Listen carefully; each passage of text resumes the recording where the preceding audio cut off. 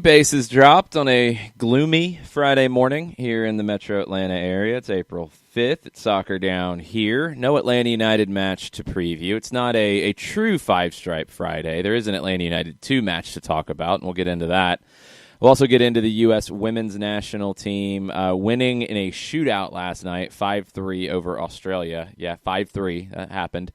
And Sporting Kansas City also got in on the 5 side of it, but on the wrong side of it. They conceded 5. They didn't score any, and they lost 5-0 in the first leg of the Concacaf Champions League semifinal.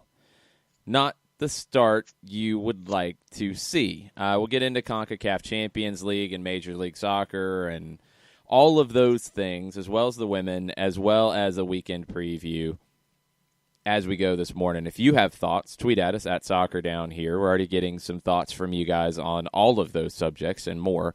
Your Friday flashback question of the day is in honor of the 90s night for ATL UTD2 on Saturday night and WrestleMania on Sunday, because I know a lot of people are going to be interested in that one. What would your 90s song be for entrance music? What would your 90s song be if you were coming down the ramp at WrestleMania to get ready to jump in the ring and do whatever you're going to do? Get beaten up, win a match, I don't know. But what would your song be? 90s song for your entrance music. John, you're in Montgomery, Alabama. How's the weather over there? Equally gloomy, sir. Check. All right. Well, there we go. Good times. Yes. Now, I want to make one thing clear on the U.S. women's side before we dig into it. We're going to start with the CONCACAF Champions League one. I don't want to be stupid and say that, it's all doom and gloom for the U.S. women either. They did win. They scored 5 goals. There's a lot of things to take out of that are on the positive side. A little shaky in that win, and you never want to see them have to win shootouts. I don't think that's going to work when you get into the knockout rounds, but we'll save that one for the other side. John, what did you think as you saw things happening down at the Estadio BBVA Bancomer in Monterrey? You give up 2 in the first 13, but you have a couple of chances in the first 6, and you're not able to capitalize on those. So I guess I should go temporally. Kansas City looked like they had a couple of chances in the first 6, couldn't close the deal. Then they give up 2 in the first 13. One was with the second goal where Melia spills it and there's bodies in front and it gets pushed past him. Then it should have been 3 for Monterrey, I want to say by the 36th, but it was 2-0 at the half, if memory serves. Then you get 3 and then 4 as a PK, which was, to me, it looked legitimate from the high cam that I was watching it from. And then 5. But I kept noticing, at least, and this is a very surface trend, that there was a lot of activity at the back post during run of play back post. So it was a relative term. And so I think there were 2 that were put in at the back post. And for me, it's either Sporting was late getting back and missing assignments, or they were just flat-footed, or a combination of both. But really, to me, it just looked like Sporting had chances, didn't close on them. Rayados had chances, and they did. And I'm taking the PK out of it. So you couldn't jump on it early, and then you got jumped on. And so it was definitely a long night. And I don't know because I only was able to watch extended highlights, I don't know if there was a philosophy change when you were down 2 or down 3, just to kind of sit there and try to get back into it and add more offense. And you're either going to in for a penny, in for a pound. So that kind of context, I admit that I'm missing in all of this. But it just seemed like a very long night for Sporting. It was. You dig into the stats, and they're ugly. There's not a lot to take out of this for Sporting Kansas City. They conceded 18 shots, 11 on target, 17 of those shots from inside the 18-yard box. They had the possession. They had 56% of the possession, but that's how Kansas City plays, and that's how Monterrey plays. They're completely fine with that. They're comfortable playing on the counter. Sporting had a couple of chances. I think it's been maybe over discussed a bit in that, yeah, they created a chance and looked okay in 6 minutes, and then they gave up a goal. So it really doesn't matter too much. They didn't adjust enough, and that's the problem when you get into these games. And Bobby Warshaw wrote a piece about Kansas City's mentality coming into this and how it was refreshing to see an MLS team come in and not play scared. I could also say that it was very naive.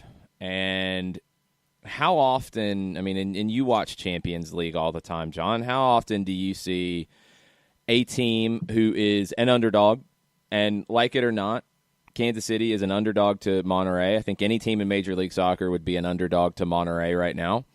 Even with Monterrey not winning in 4 matches, you just look at the quality on the rosters, and Major League Soccer teams are going to be underdogs. How often in the UEFA Champions League, since that's our basis for comparison, do you see a team that's an underdog go in and play so wide open on the road in the first leg? I don't. Exactly. And that's the issue here, is that refreshing, sure. Naive, yes. Bad, yes. I mean, there's just no real... I don't know what the idea was here. And then when you concede twice in 20 minutes, you have to adjust. Yeah. You can't get run out of the building, because if you're able to lock things down and get it to 2-0 and you get home at 2-0, you've got a puncher's chance in the second leg. And as the underdog with the second leg in your house, that's what you're looking for. You're just looking for a shot. You didn't have one. It could have been worse at halftime. It wasn't. You're still 2-0. Okay? Then you really have to change things. Yeah. You have to, because you have been just demolished in the first half.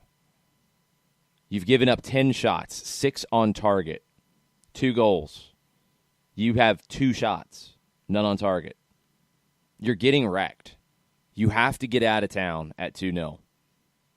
We talked about this with Atlanta United, and this is the number one thing that I've had an issue with that Frank de Boer did in a match, and I think it's one that he would probably want back too.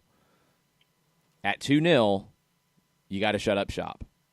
And for Atlanta, you would have shut up shop for 10 minutes. For Kansas City, yes, you're shutting up shop for a half of the match, but you have to. You don't have a choice at that point. At 2, you can play with that. At 3, then you've got to open up and go try to find an away goal. At that point, shutting up shop really doesn't mean anything. You can't count on scoring 3 at home against a team like Monterrey. 2, yeah, you can maybe count for that. I know it sounds like semantics, and I know that people are going to say, like, oh, what's the difference between 2 and 3? It's actually a pretty big difference. Getting 2 in a match is not unheard of. Getting 3, that doesn't happen very often. You're asking a lot. So when you get to giving up that third goal, then you have to open it up. And that happened in the 55th minute. Gallardo, your left back, scores on a ball from your right back. Nothing changed for Kansas City, though. And that's the issue here, is that they went in, I think, with a pretty naive game plan, which is surprising from Peter Vermes. Very surprising. I wouldn't expect him to do that. I would expect him to be a guy who's going to grind it out and try to make this 180 minutes last as long as possible with a shot to win it. And that went away pretty fast. The last couple goals, the penalty, the second goal from Pavon, you're done. You were done at the third. Unless you found one, you were done at the third. It didn't matter if they got 4, 5, 6, 7, 8, 9, 10 outside of the embarrassment. And that's the issue here. Now, I've seen, and I think there are very correct statements like this one from MLS_Buzz. If Monterrey joined MLS, they would have 12 designated players and 5 TAM players. Don't know if they'd exactly have 12 DPs, but you get the point. They'd have more than an MLS team would be allowed. MLS Buzz says, as long as MLS is so strict on the salary cap, it should come as no surprise when they get blasted away by the biggest Mexican teams year after year. You get what you pay for in the soccer world. 100% true. Can't argue that at all. Cannot argue any of that. However, and this is something that a lot of people have mentioned. So then what do you do? What do you do with that? And Fourcard Ahmed says, yeah, next year we just prioritize MLS Supporters Shield and U.S. Open Cup and send the twos to Concacaf Champions League if we make it back. You can't do that. And that's the mentality that I don't like. Yes, Mexican teams are spending more right now. And Monterrey, let's be real here. Monterrey is not your typical Mexican team. If Atlanta United had been drawn in this tournament with Atletico Pantoja and then Santos Laguna, or if they had gotten the lucky benefit that Kansas City did and you get a Independiente of Panama in the quarterfinal round, or you had gotten an MLS team in the quarterfinal round, it should have been Kansas City and Toronto, you would have expected. You can get to the semifinal. You get to the semifinal, yes, your mentality might have to change. You can't go in and play naive. You can't go in and just say, well, we're a really good MLS team. We're playing against a team like Monterrey. We can play them straight up. No, you can't. You can't do that. You don't see teams do that. You don't see an Ajax go in the first leg on the road and do that. You can't. Ajax can't do that against the heavyweights of Europe. They can't. You're going to get blown out. Your series is over. You can't play that way. That's the frustration on my end, is that it's not okay. It's not acceptable to just say, well, we're not going to play in the tournament because we can't win it. That's BS. Or we can't compete well enough because of our roster rules, so we're just going to send our reserves. You can't do that. It's never going to change if you do that. Now, you need to keep putting pressure on Major League Soccer to increase the spending, because that's where I think the league is right now. And you have a CBA that's coming up that I think will have a hand in doing that. This actually will help that discussion, because you need to open up spending if you want to win the Concacaf Champions League, flat out. But inside the stadium, inside the white lines that surround the field, you have to be better, and you have to have a different mentality. You can't just say, well, we can't compete, so we're just not even going to.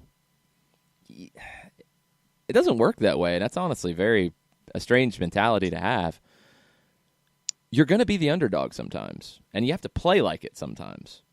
Now, for Kansas City, that's tough, because they're a team that generally dominates possession and dominates matches. You can't do that every single time. Even the top teams in the world, when they go up against opponents that are equal to them and they go on the road in the first leg of something like this, you have to approach it differently. You can't be naive and go in and play all guns blazing for 90 minutes. You're going to get blown out. That part, the mentality, the approach, that has nothing to do with how many designated players you have and how much you spend. That has to do with how you manage the match in front of you. Underdogs do win. It does happen. Ajax just did it to Real Madrid. Now, you could say that Real Madrid's not exactly a favorite the way they've played this season, but anyway, you get what I'm saying.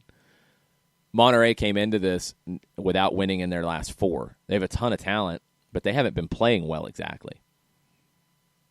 Kansas City, once you get punched in the mouth in the 7th minute, and then again in the 14th, you got to hang on to the ropes and get out of the half, get to the bell, and then make an adjustment. They didn't do it. You're going to get blown out in those cases. MLS has to spend more to give their teams a better chance in CONCACAF Champions League, 100%. But MLS clubs have to handle the 180 minutes with Mexican clubs in a better way to also give themselves a better chance. They're both issues. And I don't think Kansas City handled this very well at all going into this. They didn't adjust to the match as it played out. And that's a surprise from a guy like Peter Vermes. I didn't expect that.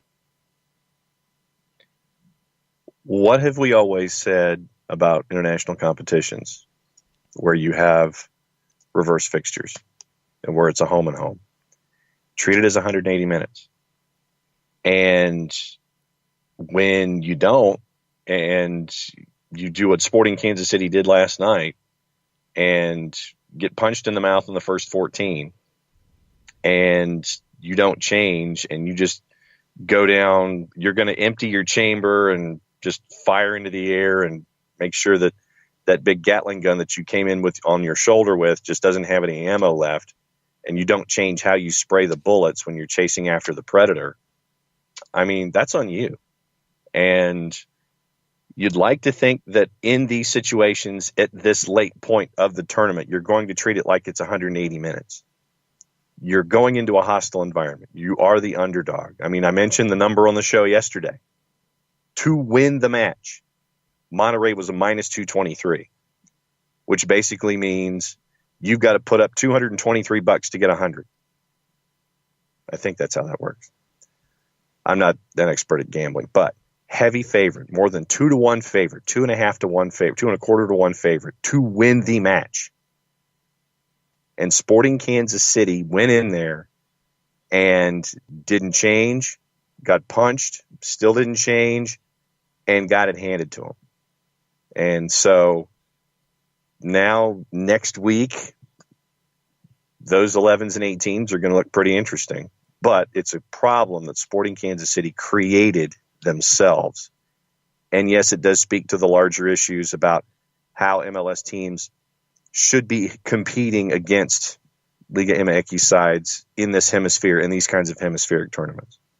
I would hope that this is another / wake-up call, whatever you want to put it. It's another piece of paper in the file where the folks in the big office at MLS sit there and say, okay, to compete, we have to do things differently. We have to change our ways.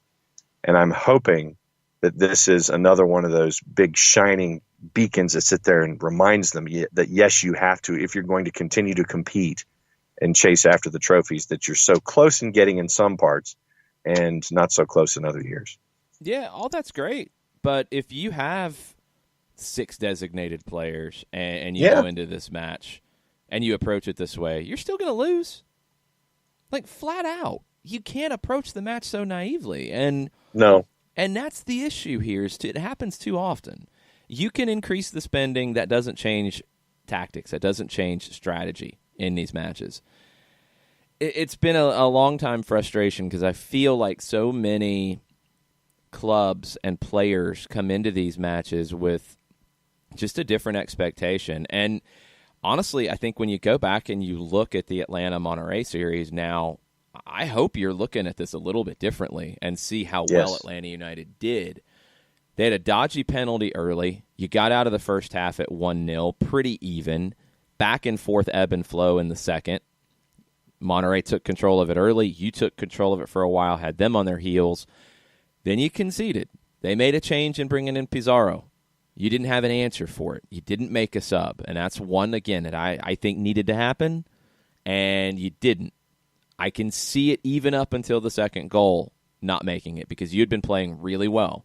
Second goal goes in, you need to make the sub. No questions asked, and lock everything down and get out of there at 2. You didn't. You gave up a third.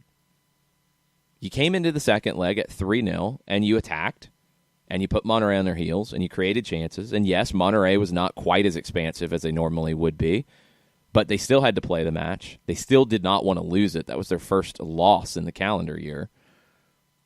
You get a goal, you make it interesting, you're pushing, okay. You played well, and you managed the match outside of 10 minutes. Kansas City didn't manage the first... Maybe you could say they managed the first 10 well. You had chances, you give up a goal, okay, but then you just never adjusted. Monterrey could have put it away in the first half. They didn't. You had a chance to then readjust at halftime. You didn't. Then you give up 3 more in the second, and it's over. Now, second leg, play your reserves. You're down 5. You're not coming back in that. Play your reserves. Don't waste the energy. You can't do it now. So you've blown the series in 90, and I think, honestly, you blew it in 45. Let's take a break here. We've got some news we'll get into in the start of the next segment. We'll also talk the U.S. women's national team, their 5-3 win over Australia last night. Hang out with us. We'll be right back. Today's show is presented by Appolinsky & Associates, personal injury lawyers with over 30 years of experience, supporters of Atlanta United, Faction, and Inter-Atlanta Youth Football Club. If you've been hurt in a wreck, contact Steve today at steve@aa-legal.com or call in 24/7 at 404-377-9191. The initial consultation is free.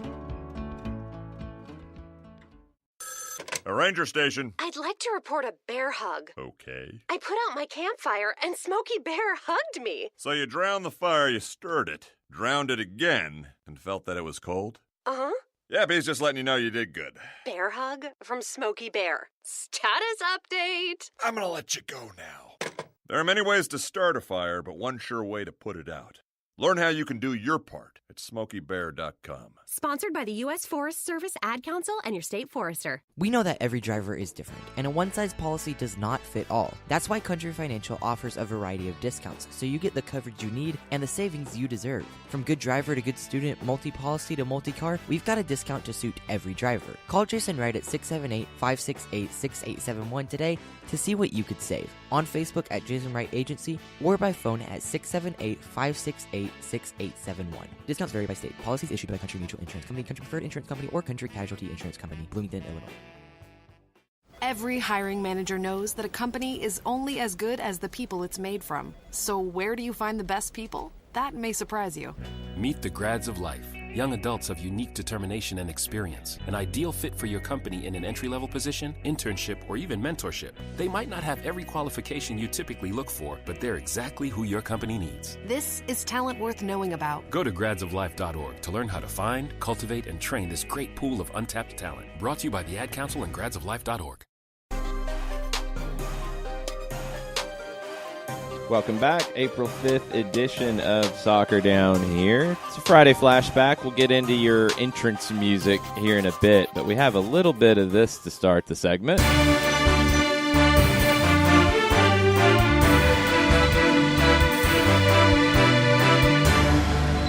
Breaking news presented by John Nelson. Get a load of this, people. U.S. Soccer and ESPN have reached a multi-year agreement to air the U.S. Open Cup through 2022.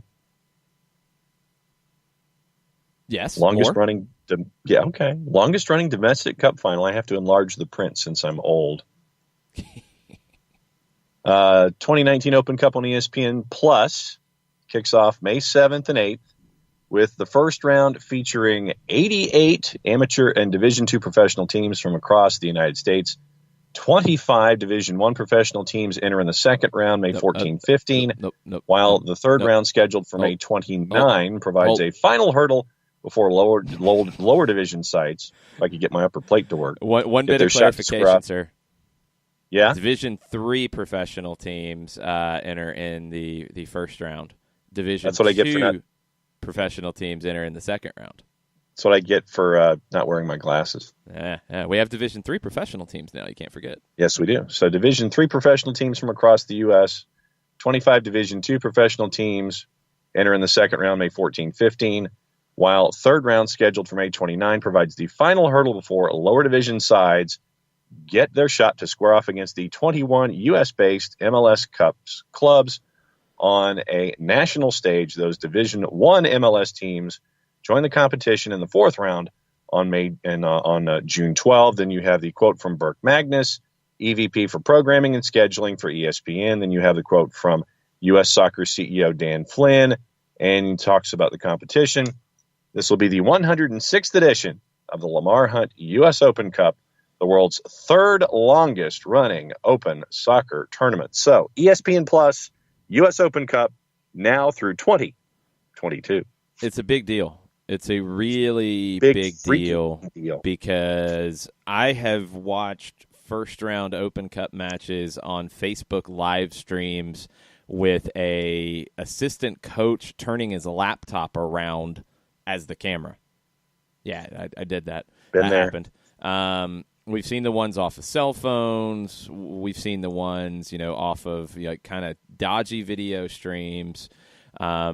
Periscope, Twitter Live, whatever, it's been out there. So now you're going to have one place to go watch all these. You don't have to go search on Twitter and try to find a link and try to get to somebody's Facebook and then this and that. So now you're going to have one place to watch it.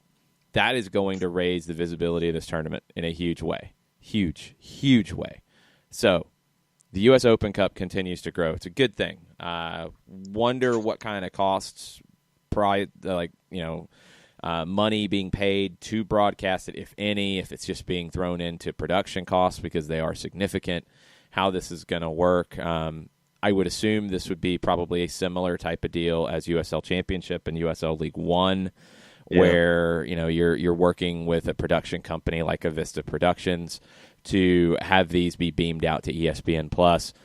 It just makes so much sense now with the technology. It can be done for any of the clubs that are hosting. It's going to make sense, and it's going to work, and it's going to raise the level of this tournament. It's a good thing. One thing at the end that does get pointed out that needs to be raised is winning team qualifies for Concacaf Champions League. That's great. The winning team also wins $300,000 in prize money.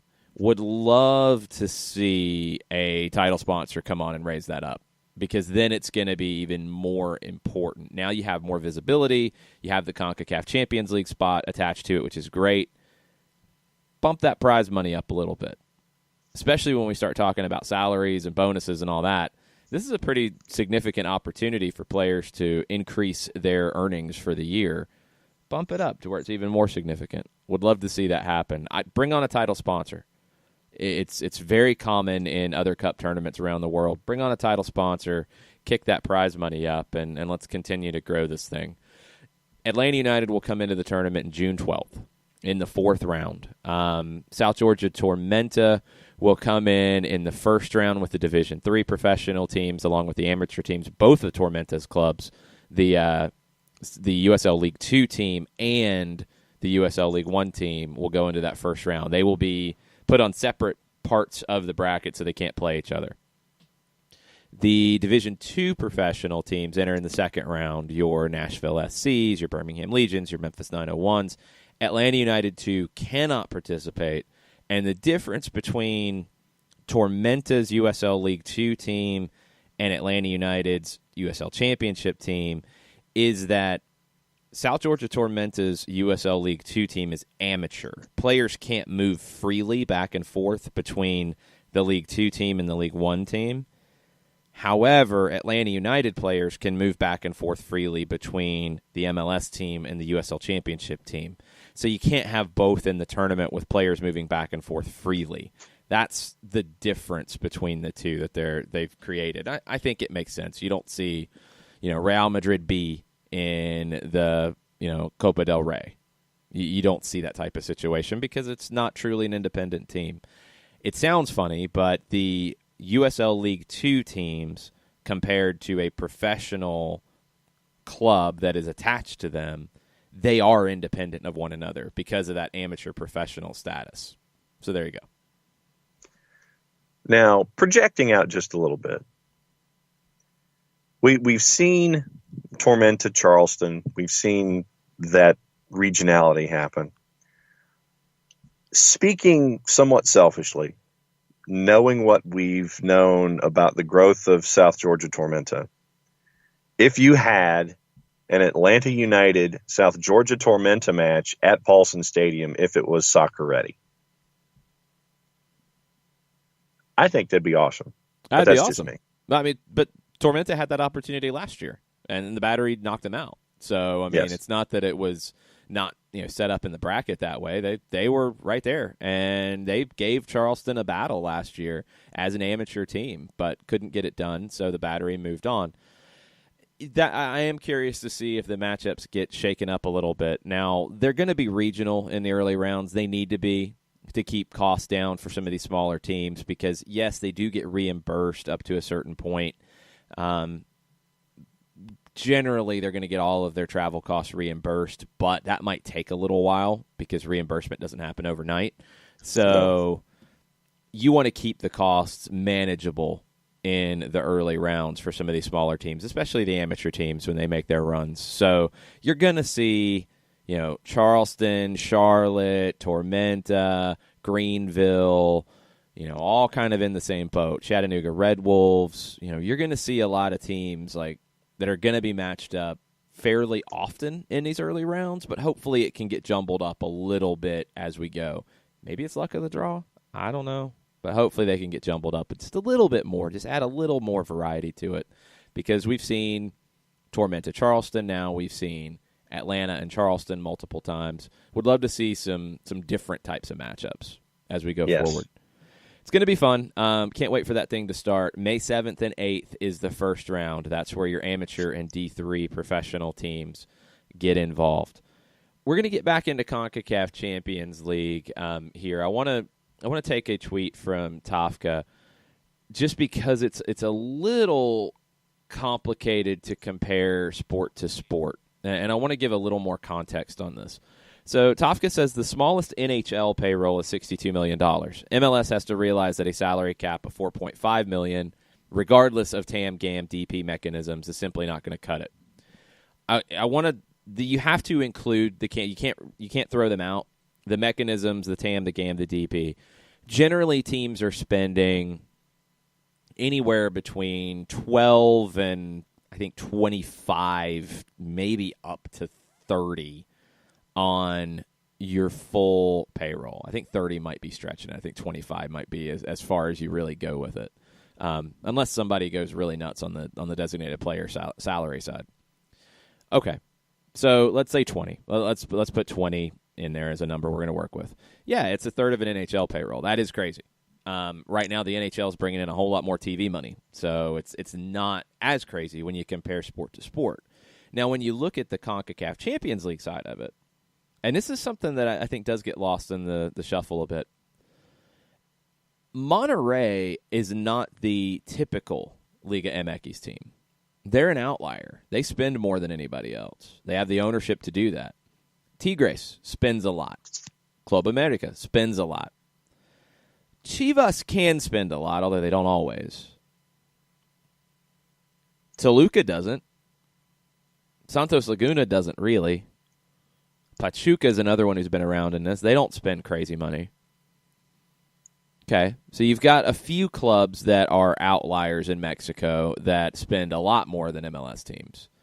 Your Santoses, your Pachucas, your others don't spend a whole lot more. And then when you compare to the rest of CONCACAF, it's not even a conversation. When you compare around the continent, honestly, those like Monterrey is a big spender in a hemisphere, in all of this hemisphere. You compare it to South American teams, Monterrey is going to spend like your top teams in South America. Now, of course, you get a Boca Juniors, you get a River Plate, who have the backing to go even further. You get some of the Brazilian teams that can go further, but not many. It's come a long way. It's not where it needs to be, and I 100% agree that. You have to increase the spending. But Monterrey is not the typical comparison here. And that's one thing just to keep in mind. Now, Monterrey was, I believe, I can't remember when their new ownership came in. Not all that long ago. They've built their new stadium. Their revenues have increased dramatically here lately. And they have an owner that's willing to spend this type of money to win multiple trophies in a year. Now they have that expectation. And if they don't, you're going to have some problems if you're the manager. But Major League Soccer teams are not quite as far off from your average Mexican team as you might think. But they're not in the Monterrey level. They're not in the Club America level. And that's a decision that Major League Soccer needs to make. Do they want to be an average spend like a Mexican team? Or do they want to go beyond that and compete with the big boys? That's the decision that the owners and Don Garber have to make. And I've seen a lot of people like blame Don Garber for this. He's not telling the owners they can't spend more if they want to. The owners, decide if Don Garber is going to continue or not. He's not going to be able to tell somebody, no, you can't spend more. This is a collective, and they have to all get on the same page. There's some tough decisions right now. I think there's some growing pains in Major League Soccer. You've gotten to that point. You're past the can we keep the doors open stage, and it's now we're growing. How fast do we want to grow? How much do we want to grow in the next 5 years? And how much are we going to spend to do that? Because money talks. That's where you're at. It's a very interesting time, and I think from the statements that Garber's made lately, I think he's honestly pushing to spend more. Maybe he's just playing the media, trying to change the perception. I don't know, but just from reading some of the comments he's made and seeing some of the things he had to say firsthand at MLS Cup last year, I think he wants to see the spending go up. But he doesn't cut those checks. The owners do. And they're going to have to commit to it. And not everyone will, and that's completely fine. As we just said, John, in Liga MX, you have some clubs who don't spend as much money. That's completely fine. Not everybody has to spend to the max. But I think clubs who want to spend more need to have a way to do it. And how much do you balance parity? And how important is parity to this league going forward? Those are some really big strategic discussions that MLS owners need to have right now. Yeah, I mean, you're at a bit of a, I'm not going to use, you're not at a crossroads, but you're at a key point in the development of your league. And to go after a couple of points that you made, the new owners of Monterrey are FEMSA, one of the biggest bottling companies. I think it's the largest bottling company in Mexico, one of the largest bottling companies in this hemisphere. BBVA Bancomer Stadium was developed at the cost of $200 million back in 2015. It opened in the Apertura of 2015. So you wandered into a newer barn when you and Mike Conti were down there for the match. And Toronto FC, as an example, guaranteed compensation for their players in the 2018 season, and this is me doing very quick and very rough math, was at about 24-2. So that's where, with all of the compensation for all the big guns and everybody down the line, Toronto FC was dealing with a budgetary figure of a little over 24 million US. And you're going to be dealing with a bunch of different questions right now going forward. And it is about making that next step. You have these new owners, we'll use Arthur Blank as an example, who want to spend money to bring quality talent in, to continue to have a quality product out there, to continue to win trophies and titles and grow your international brand. And you have other owners like that who want to have the league continue to grow forward. And the proactivity of these owners, I think, is going to continue, hopefully, to nudge the other owners who aren't as willing, for whatever reason, to do that kind of stuff. But we always mention rising tides. And so if all of these owners have the same philosophy and want to continue to grow MLS, I think it only behooves them to be smart about spending, not just spending for the sake of spending, but to be smart about it, not to where you're getting into situations where you're really throwing teams into debt and things like that. But there are a lot of questions going forward, and we've seen the larger teams, the ones that have been more successful, wanting to spend that kind of money. Now it's about spending it wisely as a group to continue to grow the league going forward. If the revenues continue to grow, every team will spend more money on whatever level they're on. If they have more money to work with, they're going to spend more money. They're going to be more comfortable spending more money. You're at a point now where you need to figure out how the revenues grow. And they've grown. They've been steady. They've grown steadily. They haven't grown in huge numbers. But if you want to have them jump, does winning and being competitive in Concacaf Champions League have a role in that? I think it can. I really do. It sounds strange, but I think it does, because I think then some of your soccer fans who are in markets who are like, the MLS isn't really that good, I'm not going to go to that. That's going to change a little bit. Now, yes, Concacaf Champions League needs to raise its profile as well, just like the Open Cup is now. So it's taken more seriously. But you win a Champions League, there's really not a lot you can say to say that that's not a big deal. You go to a Club World Cup and you're on the same stage with the biggest clubs around the world. That's a big deal. It's really hard to find a justification to say that it's not. Is it one of those glass ceilings you're trying to break through when it comes to increasing revenues? I don't know. The league has to make that decision. I think you're at a point where, in my opinion, it's been pretty clear that increasing the level of play across the board by spending more on player acquisition and player salary has improved the league. I think the league is in a much better place because of that. So your spending has been worth it so far. I think it has resulted in larger revenues. I think your attendance has gone up. Your TV ratings have not gone up significantly. They've either held firm or they've went up very slightly. You did get money in for TV in your last TV deal that you weren't getting before in any kind of real way. You're getting more international TV deals that are signing on board. That's more money. beIN Sports in Australia just re-upped.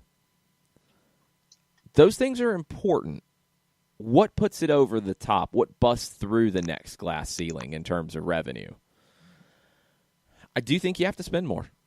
And I think if you spend more, you're going to be more competitive in Concacaf Champions League, and you're going to open up those doors to where, okay, maybe that next horizon is figuring out a way to compete in a Copa Libertadores.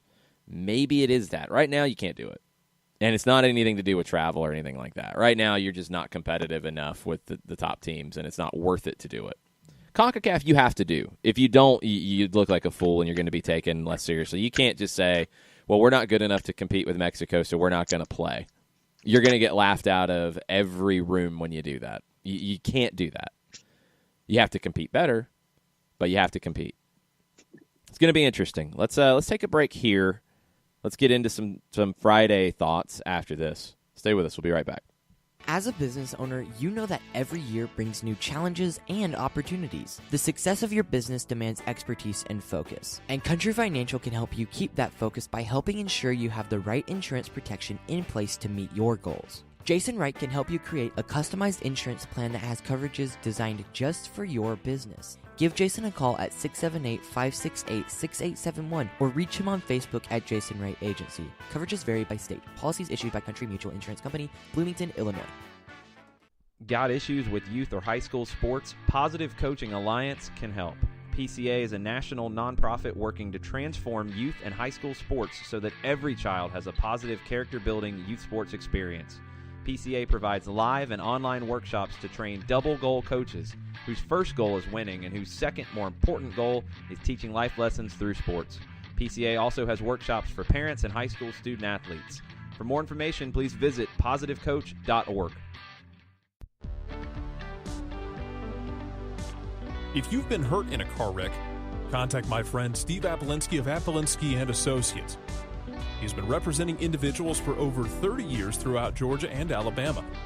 Email him at steve@aa-legal.com or call him 24/7 at 404-377-9191.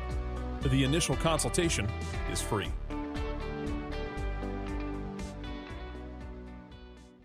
I adopted Bento in 2010 from a shelter. This cat makes me make art. He's always motivating me to draw pictures of him. He just is motivating artistically. He's my best friend, but a lot of people know him as Keyboard Cat. Keyboard Cat, YouTube star and shelter pet. Amazing adoption stories start in shelters. Start yours today. Visit theshelterpetproject.org to find a pet near you. Brought to you by Maddie's Fund, the Humane Society of the United States, and the Ad Council. Welcome back. Soccer Down here, April 5th edition. Getting into your thoughts on the Twitters. We've been talking CONCACAF Champions League, U.S. Open Cup. We'll get into the U.S. women's national team in hour number 2. Mike Conti of 92.9 The Game will be joining us at 10 o'clock as well. Woo-hoo. It's Shiva asks, let's say MLS even increases the salary cap. Do you see MLS owners even taking a step towards improving the rosters? Not everyone is Mr. Blank. Yeah, I do, Shiva. I don't think it's – I don't think the owners are as a whole a group that doesn't want to spend money. Are there some? Sure. But I think that's a really negative outlook on the league that I don't see. I think there are a number of owners that if you can spend more money, you're going to. Toronto would, LA Galaxy would, LAFC would, Seattle would, Portland would, Atlanta would, Miami would. I think Cincinnati will once they get through just the initial build-out phase. I think Nashville can. We'll see about Chicago and whatever they're called and wherever they're playing moving forward. New York's. They could. The New York City will Red Bulls have chosen not to, but they could if they wanted to. Right. DC, I think if the revenues are there, they would. Houston needs to spend more. I think they are starting to get pushed into that direction, which is good. To what level, I don't know. I think they need to get their internal revenues up first before they can justify it. So I think a lot would, which is typical in any league. I mean, I think that's the flip side that we get into when we get into this MLS discussion is that, well, everybody has to spend like this. That doesn't happen in any league in the world. It doesn't. We had a big four in England for how long where that was it. That was all you ever saw in the top four. It was the big four, period. Then Tottenham started to push through. Manchester City, with their ownership change and their investment, have pushed through.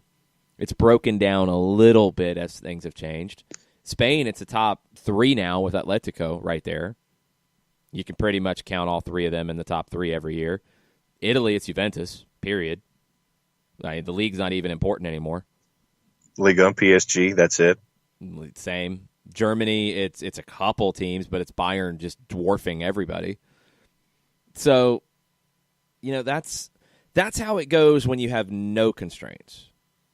You don't have an NFL situation where you have parity. It is a couple clubs that have a lot of money that dominate everything. I don't know if that's the solution here. I think there is probably an in-between level that gives the owners who want to spend more the ability to spend more, but not completely out of bounds with the owners who can't spend more. I think you can keep it competitive in your league structure. Yes, you're going to have underdogs, and you're going to have the approach like we just talked about with Concacaf. If you are a Philadelphia Union and you can't spend the same money as NYCFC, but you're competing in the same conference, you're going to have to play those matches a little differently. And you might have to figure out some things that can give you an advantage, like a strong academy, like player development. There are ways to do it, but I do think there are plenty of owners who would take a step to spending a lot more money. I do. All right, so academy development, you're looking at Philadelphia, you're looking at Dallas, you're looking at Red Bulls. Who else is building their academy as their way to... Colorado, okay. Colorado's academy is increasing a lot right now. And then you have some teams that are... Well, Kansas City is another one. They're not a huge spender, but their academy has been so proficient. But then you have top teams who are also doing academy stuff. Atlanta, NYC is investing in their academy. LAFC is putting a lot of resources to it. Inter Miami is getting their academy up and running this summer. They're already doing tryouts right now. Seattle has invested a lot in their academy. Red Bulls can do both. Well, again, Red Bulls are different because they opted not to spend money. Right. And now the opposite of that is you have to put it into your academy because otherwise you're just a big owner spending no money and having a bad product. They have opted to develop their own from within, and it's worked to a degree. It absolutely has. So you can find different routes, but I'm Shiva. The thing I would push back on is that there aren't enough owners like Arthur Blank in the league. I think there are enough who, if you had the ability to add 2 more designated players and 3 more TAM players, I think there are quite a few who would take you up on that. Not everybody, but I think there's quite a few who would. So, I mean, that's for me. And you're also crossing strata when it comes to media market size because you have a lot of the top 20 media markets who are doing things with academies in addition to other teams who are spending money. So it's not just something where you're having the teams in the lower media markets attaching the stereotype of, okay, you're in a small media market, therefore you're not spending any money. But it's not something that just sticks itself down to those lower media markets because of Philadelphia, New York, Dallas, you're all looking at top 10 media markets. Atlanta, you're looking at top 10 media markets who are doing this. So it's not something that is stuck to that stereotype of, oh, you're in a small town, therefore you're not spending any money. Well, Philadelphia ownership resources are not on the same level as the rest of the league. Dallas, I think it's a little of that, and also the decision not to spend as much, and also where they're located. They're in Frisco, so yes, they are Dallas, but they're kind of not Dallas, so they're kind of awkward in that situation. And then again, Red Bulls is unique in that they have opted for a different path because they did spend a lot of money previously, and it didn't really do anything. It didn't change anything in terms of attention or attendance or any of that. Thierry Henry, Rafa Marquez, Tim Cahill, it didn't move the needle in that regard. So they've went a different way, and they found success with it, but they're still not moving the needle attendance-wise, and they're not moving the needle. I mean, I would be willing to bet that MSG is not spending any money on broadcasting those games. Yeah. It's probably the other way around if there is any cost being spent. It's probably the Red Bulls buying the time. Yeah. Now, I don't know that for sure, but there's definitely if you're not going on the road fee. Yeah, if you're doing road matches out of studio space and you're not going, to me that lends itself to either very low budget output by MSG and MSG Plus, or you're paying for the space and you're paying for your product to be on the air. Right. And those are things that need to change. You know, if you're going to be able to spend more, you're going to have to bring in more. That's just kind of common sense. So, Kevin from Charlotte, one more before we take a break. Why not have a hotel and airline sponsor for Open Cup? All lower division teams' flights and hotel stays are free. I'd take that trade. I think the flights maybe not quite. Well, it will be as your tournament goes further, but in the early rounds, you've actually got a lot of potential bus trips. So I think the hotel sponsor is the key. If I was U.S. Soccer and I had a major hotel partner who had locations in most of the markets that would be served by, my Open Cup matches, I would take a straight-up trade to make them a presenting sponsor for the tournament. I wouldn't give them title sponsorship if they're not spending money. But if it was the Lamar Hunt U.S. Open Cup presented by Marriott. Yeah. And SPG Properties. The deal was just to trade hotel rooms. Yeah, 100%. That would be worth it. And then you're getting a sponsor attached to it that is a big name, that is a big brand, and then you have a value attached to that sponsorship. It's not cash, but you have a value that then gives you a market to go out and sell other sponsorships. And it gives you something to work with. So 100%, Kevin. I would absolutely do that if I was U.S. Soccer. I think it'd be worth it for everybody concerned. Let's take our final break of hour number 1. We'll come back and wrap it up right after this. Today's show is presented by Appolinsky & Associates, personal injury lawyers with over 30 years of experience, supporters of Atlanta United, Faction, and Inter-Atlanta Youth Football Club. If you've been hurt in a wreck, contact Steve today at steve@aa-legal.com or call in 24/7 at 404-377-9191. The initial consultation is free.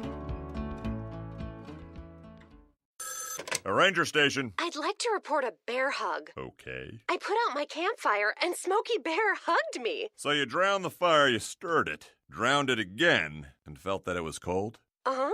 Yeah, he's just letting you know you did good. Bear hug from Smokey Bear. Status update. I'm gonna let you go now. There are many ways to start a fire, but one sure way to put it out.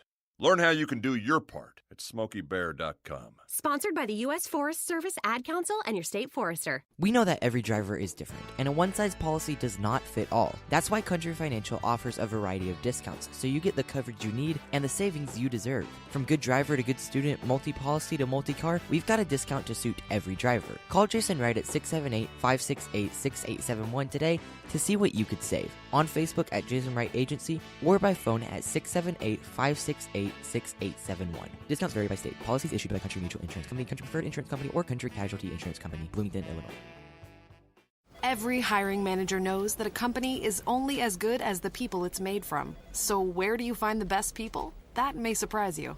Meet the grads of life. Young adults of unique determination and experience. An ideal fit for your company in an entry-level position, internship, or even mentorship. They might not have every qualification you typically look for, but they're exactly who your company needs. This is talent worth knowing about. Go to gradsoflife.org to learn how to find, cultivate, and train this great pool of untapped talent. Brought to you by the Ad Council and gradsoflife.org.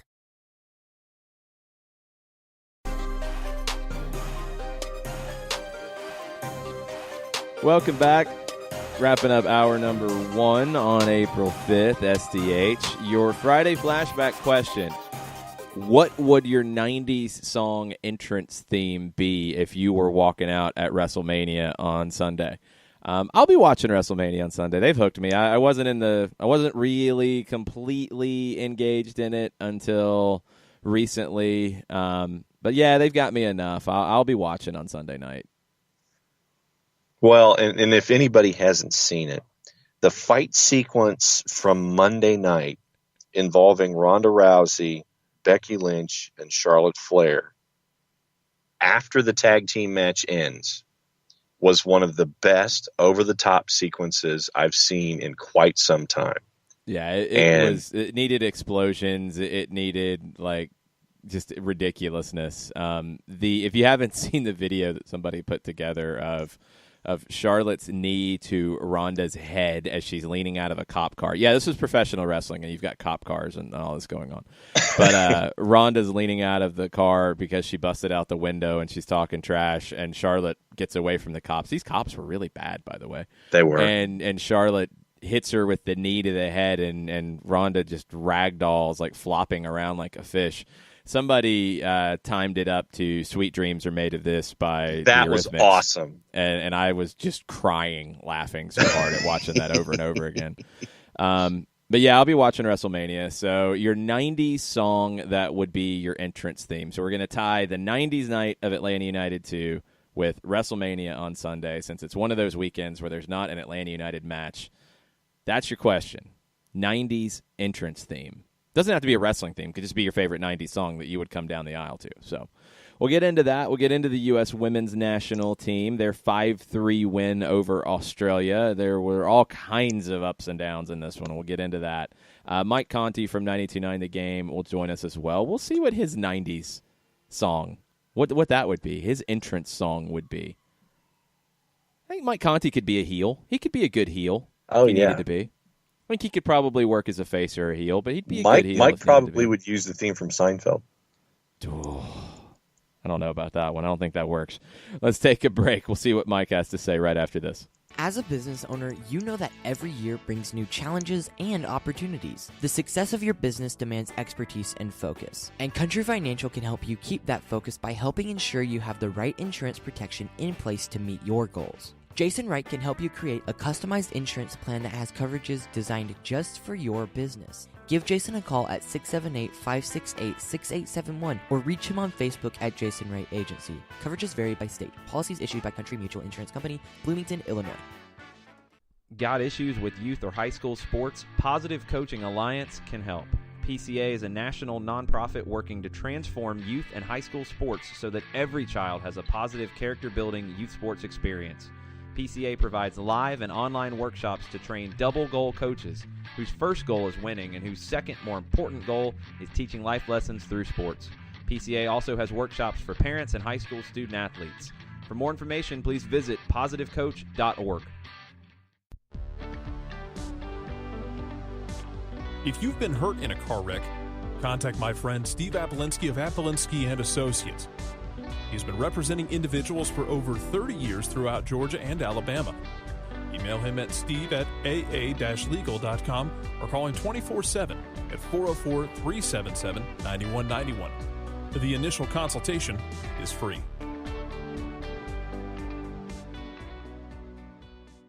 I adopted Bento in 2010 from a shelter. This cat makes me make art. He's always motivating me to draw pictures of him. He just is motivating artistically. He's my best friend, but a lot of people know him as Keyboard Cat. Keyboard Cat, YouTube star and shelter pet. Amazing adoption stories start in shelters. Start yours today. Visit theshelterpetproject.org to find a pet near you. Brought to you by Maddie's Fund, the Humane Society of the United States, and the Ad Council. You're listening to Soccer Down Here daily on SDH Networks, a division of OSG Sports. Find us at Soccer Down Here on Facebook and Twitter. The time is now the top of the hour. Peep, y'all. Welcome back. Hour number 2, Soccer Down Here, April 5th edition. Jason Longshore, John Nelson with you this morning, and we found Mike Conti along the way. What's up, Mike? Guys, how are you doing? Doing well. You have a question on the floor that you need to answer. Okay.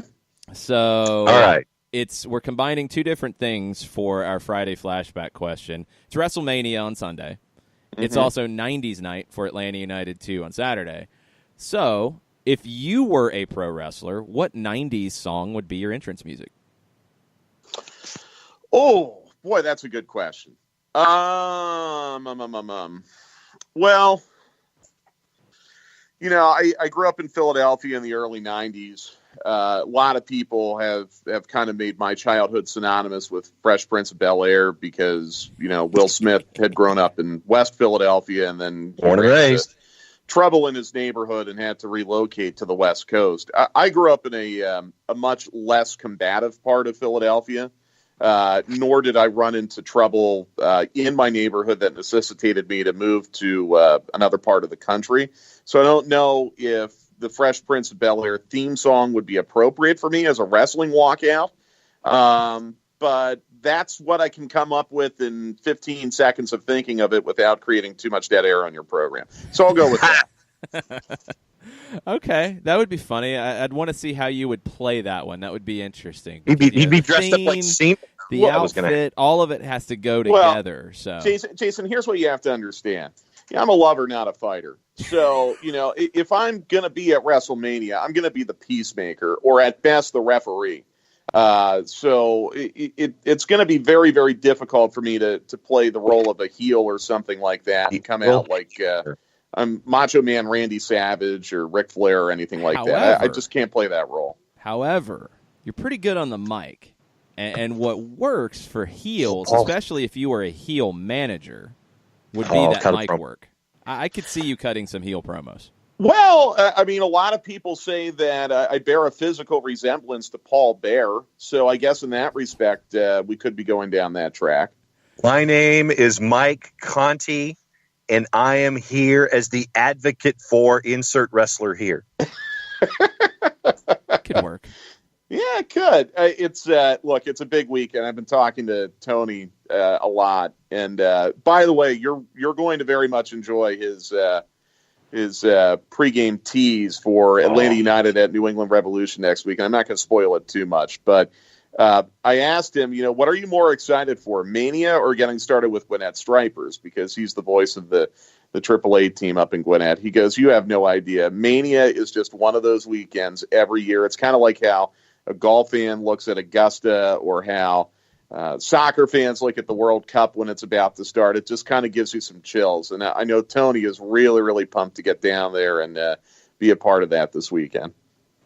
Yeah, it's a crazy week and weekend and for the people in the wrestling world. So I think, has Tony already been in New York? There's been so much going on already before you even get to Sunday. It's been nuts. I think he's going either today or tomorrow. With Tony, it's one of those things where he gets pulled in so many different directions. Like he goes to an autograph session, and then he does a panel discussion on the legacy of the Generation X, and then he makes an appearance at a hot dog stand and cuts the ribbon at the WWE store and things like that. So he gets pulled in a lot of different directions. It's pretty cool that we have Tony Schiavone voicing our intros for Atlanta United. We don't have him voicing one for this weekend because the team is off. So Atlanta United 2 is in action, though. And I think we might learn a few things about the New England match from the Twos. Who would you like to see get some time for the Twos in USL this weekend? Bello, 100%. But I don't know if he can because I just don't know what his injury situation is. It sounds like he, and correct me if I'm wrong, sounds like he has not been training with the first team this week. So I'm not optimistic. But we've got to see him. I want to see him, and I want to see him indicate that he's match fit. And the Bello thing has been really, really mysterious because I really have no insight on what's been going on there. Obviously, he played the very first match of the year down at Arellano. Something happened, missed a lot of time, came back, played for the Twos. Now he's missed more time, and I really don't know exactly what's going on and what the severity is. But Bello is a guy that the first team needs to get back pretty badly. I think Mikey Ambrose has done a hell of a job, by the way. I mean, it's not anything about Mikey Ambrose. It's not anything about Breck Shea. You just want to get a little more depth because you're looking ahead now to the month of May, where you're going to have schedule compression that was similar to what you had in late February through mid-March. You need to have as many able-bodied men as possible. So really would like to see Bello.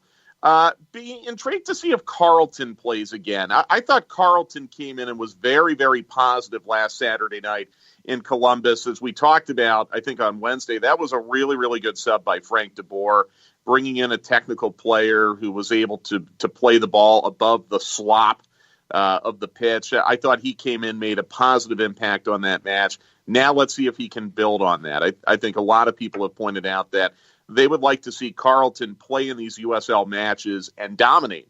Well, you're playing a very good opponent this weekend in St. Louis. Here's a good opportunity where Carlton, I think, can not only get some beneficial minutes, but he might also be able to help the team. So those would be two that just kind of jump off the page right away. And like I said, I'm not expecting to see Bello this weekend. It would be nice if we could. But at some point, you've got to figure out a way to get this guy back. And hopefully it will be sooner rather than later because he's going to be needed come the month of May. All right, let me give you two more names. And one is a twos name that, because of necessity, might end up getting MLS minutes. John Gallagher? Bingo. Yeah, and that's the one. As soon as I complete my answer, I realize, oh, wait, John Gallagher is probably going to have to play right back for this team if Franco Escobar, for the first team, if Franco Escobar is going to be out for a while. And you guys, I'll kind of leave it to you, John, because you guys have seen him more than we have, obviously. In fact, I don't think he's ever played with the first team, right? I'm trying to remember Open Cup last year. I think maybe he had been in the 18 once or twice, but he never really played with them. Gallagher is someone that becomes really, really important if Escobar is going to be out for a while with this adductor injury. There again, that's another mysterious injury where we don't really know what the status is. But this is why you really, really love to have the USL match on Saturday and at home where you aren't dealing with travel. Because if you have to play Gallagher, if you want to play Carlton, then you have the ability to play them, not have to worry about losing a day due to travel, and then they can walk right back onto the training ground on Monday, train with the first team, and you don't have to worry about fatigue or regen or anything like that. And then the other guy that I had was Romario, because we've seen what Romario did last time out. But Romario, for you guys, when you got to see him in Lake Ohio and come on as a sub, and then what he's been able to do in the USL this season, getting the hat trick in Charlotte. So for me, the two guys that stuck out outside of the conversation that you were having were Gallagher and Romario. Yeah, Romario, I think TV gave him man of the match on Saturday. Didn't play a ton, but boy, I mean, when he came in, again, made an impact that I think what speaks to the value of fresh legs in that match. Romario has done a very, very nice job 2 weeks in a row now. There was that crazy bonkers matchup in Charlotte where ATL UTD2 probably blew 2 points, but Romario at least salvaged a point out of it. And then, like I said, comes in Columbus, asking questions, creating chances, and probably right at the death should have scored if his bending shot from 15 yards out did not skip and die in a puddle of standing water right in front of Zach Steffen. And if it's a 2-1 game, then maybe the referee is compelled to play stoppage time, and then who knows what happens. But that's a discussion for another day. Yeah, it is. What else around MLS are you looking forward to? The big game, obviously, is LAFC and DC, leaders in the East, leaders in the West, tomorrow afternoon on Fox. Who do you think comes into that as the favorite? Well, at DC, huh? I have not looked at the weather yet, and that's probably a cop-out. But, you look at a team from Southern California coming into DC, if the weather is going to be off, you would kind of wonder a little bit if that might affect LAFC. I mean, look, you've got Vela against Rooney. You've got 3 different players on LAFC right now that have multiple goals on the season. LAFC has played one more match than DC United, obviously. DC has only conceded once on the year, guys. So I look at the way that they're defending right now, and that's going to be very, very intriguing. Can they shut down Vela? Can they shut down Rossi? Are they going to be able to benefit from any kind of advantage with conditions? And it's not to say that I'm not a believer in LAFC, but don't you feel like the thing you could say about LAFC is that when things go well for them, they go really, really, really well. And when they get a taste of adversity, things go really, really, really poorly for them. And that might not be fair because every year is different. But I do wonder if DC were to get a quick goal or 2, could they boat race these guys? If LAFC were to get a quick goal, would they be able to sit back and play with that lead? Because LAFC has not been as good defending as DC United has been this year. Very, very intriguing match. I wouldn't go so far as to call it an MLS Cup preview, as MLSsoccer.com has declared it.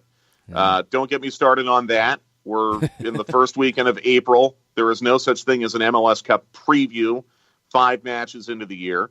But it's intriguing. And I'm looking forward to watching it. I know it's on Big Fox. It comes on before the Final Four. So, and of course, it comes on before ATL UTD 2, which will have the focus of my attention on Saturday night. So, yeah, good match. If it were cold or rainy or sloppy or something like great, that, actually. So high of 70, low of 51, and partly cloudy.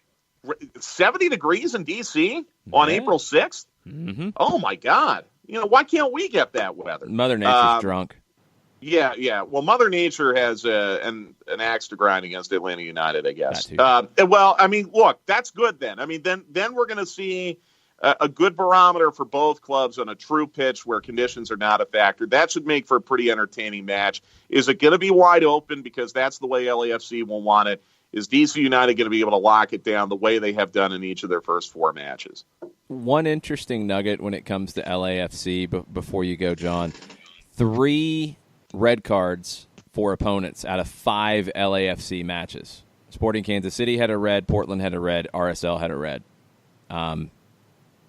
That's kind of strange. You don't normally see that. No, that's crazy. And there again is something that's probably more coincidental than causal. But it speaks to why LAFC has been able to score as many goals as they have this year. Because when you're playing 11 on 10, obviously it makes it easier to put a pretty big number on the board. All right, since you mentioned Sporting Kansas City in your last sentence, how much have you been able to look at highlights and printed copy and printed word about what went down last night in a stadium that both you and Mr. Longshore have been in during this MLS season as well? Looks like they got killed. This was not similar to what happened with Atlanta United. And this is the argument that I've had with some people on Twitter today. People are saying, well, it doesn't matter if you lose 3-0 or 5-0, you got blown out either way. You can't make any declarations on how much better Atlanta United played than SKC. I disagree completely. You have a soft penalty early in that match when Atlanta United is down there. They convert. They're playing. Monterrey is playing with the 1-0 lead, but Atlanta United, for about 70 to 75 minutes, dominating possession, creating chances, limiting chances for Monterrey. Then their legs fell out from under them. I thought Frank made a huge mistake not making subs. We can pick through that. We've already picked through it. We can continue to if you want.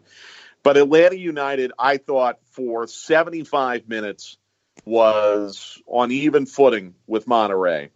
Then fatigue came into play. Monterrey put the match away because they're an elite club.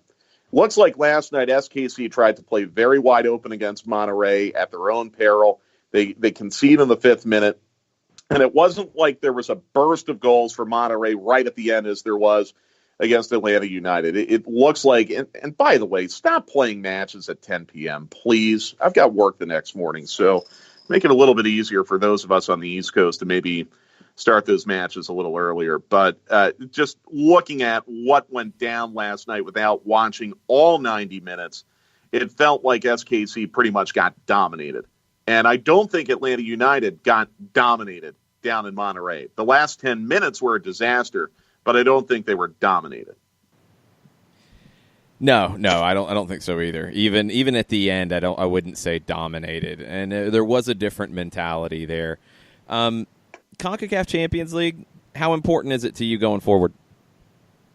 For Atlanta United or MLS? For MLS as a whole.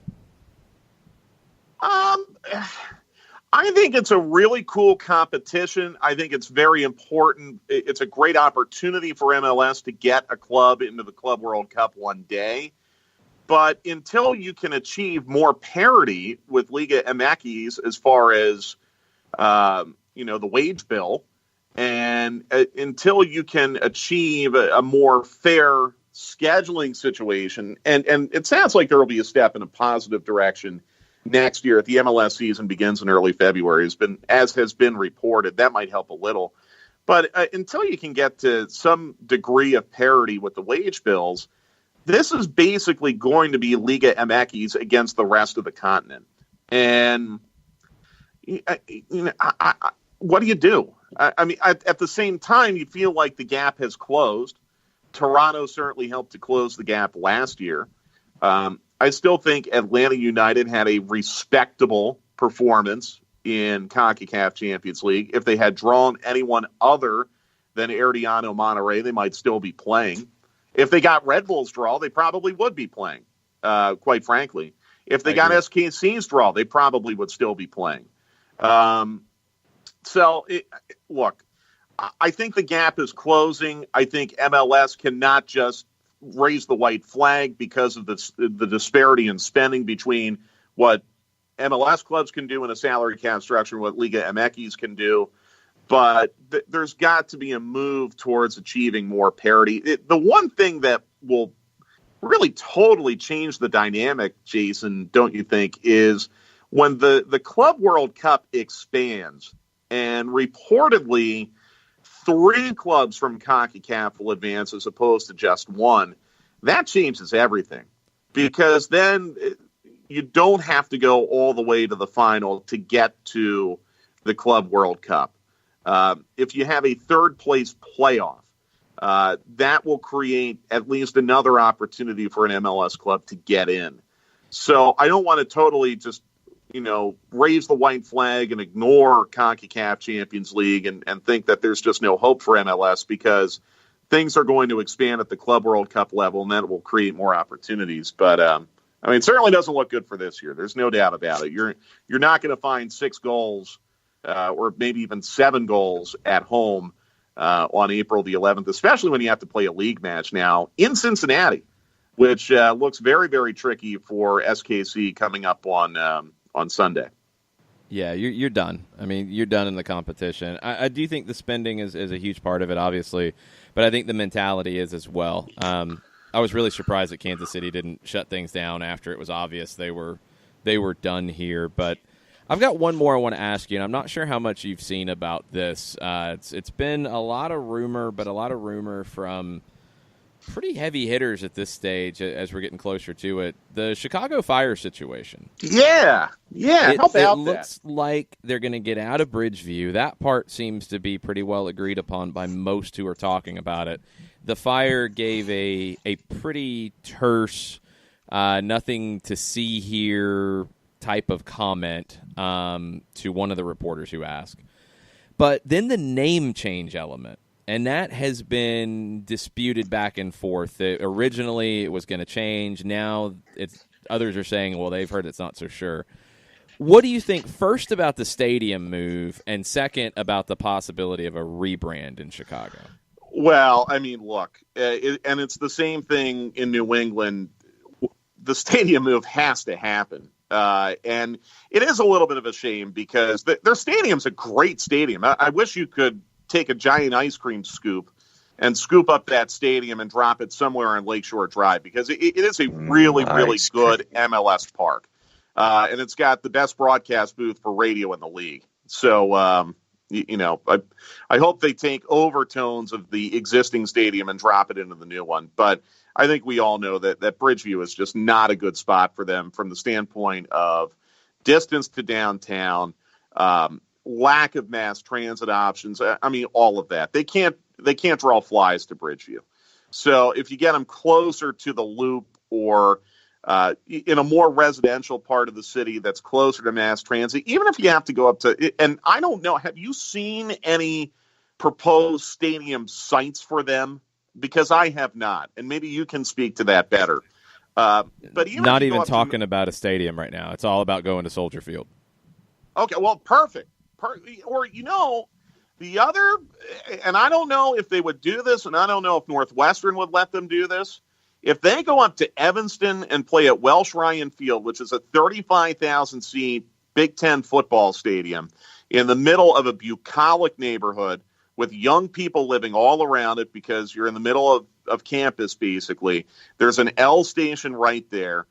Downtown Evanston is a great, great spot. I've been there many times with Penn State. If you're worried about playing at Soldier Field and only drawing 20 to 25,000 there, Evanston would be an option. And as far as width of pitch is concerned, I am pretty sure off the top of my head that would not be a concern there. Now, I'm not in charge of Chicago Fire, so I this is just something we're talking about here in Atlanta. I don't know if they'll do that, but that would even be a better option than Bridgeview. As far as the name is concerned, I'm sorry to see that. I think there's some history attached to that Chicago Fire name. And obviously the history, what they accomplished very, very early in their existence, winning a U.S. Open Cup almost immediately, winning an MLS Cup final almost immediately, going to another MLS Cup final almost immediately. There is some history attached to that Chicago Fire name that I hope they just don't abandon.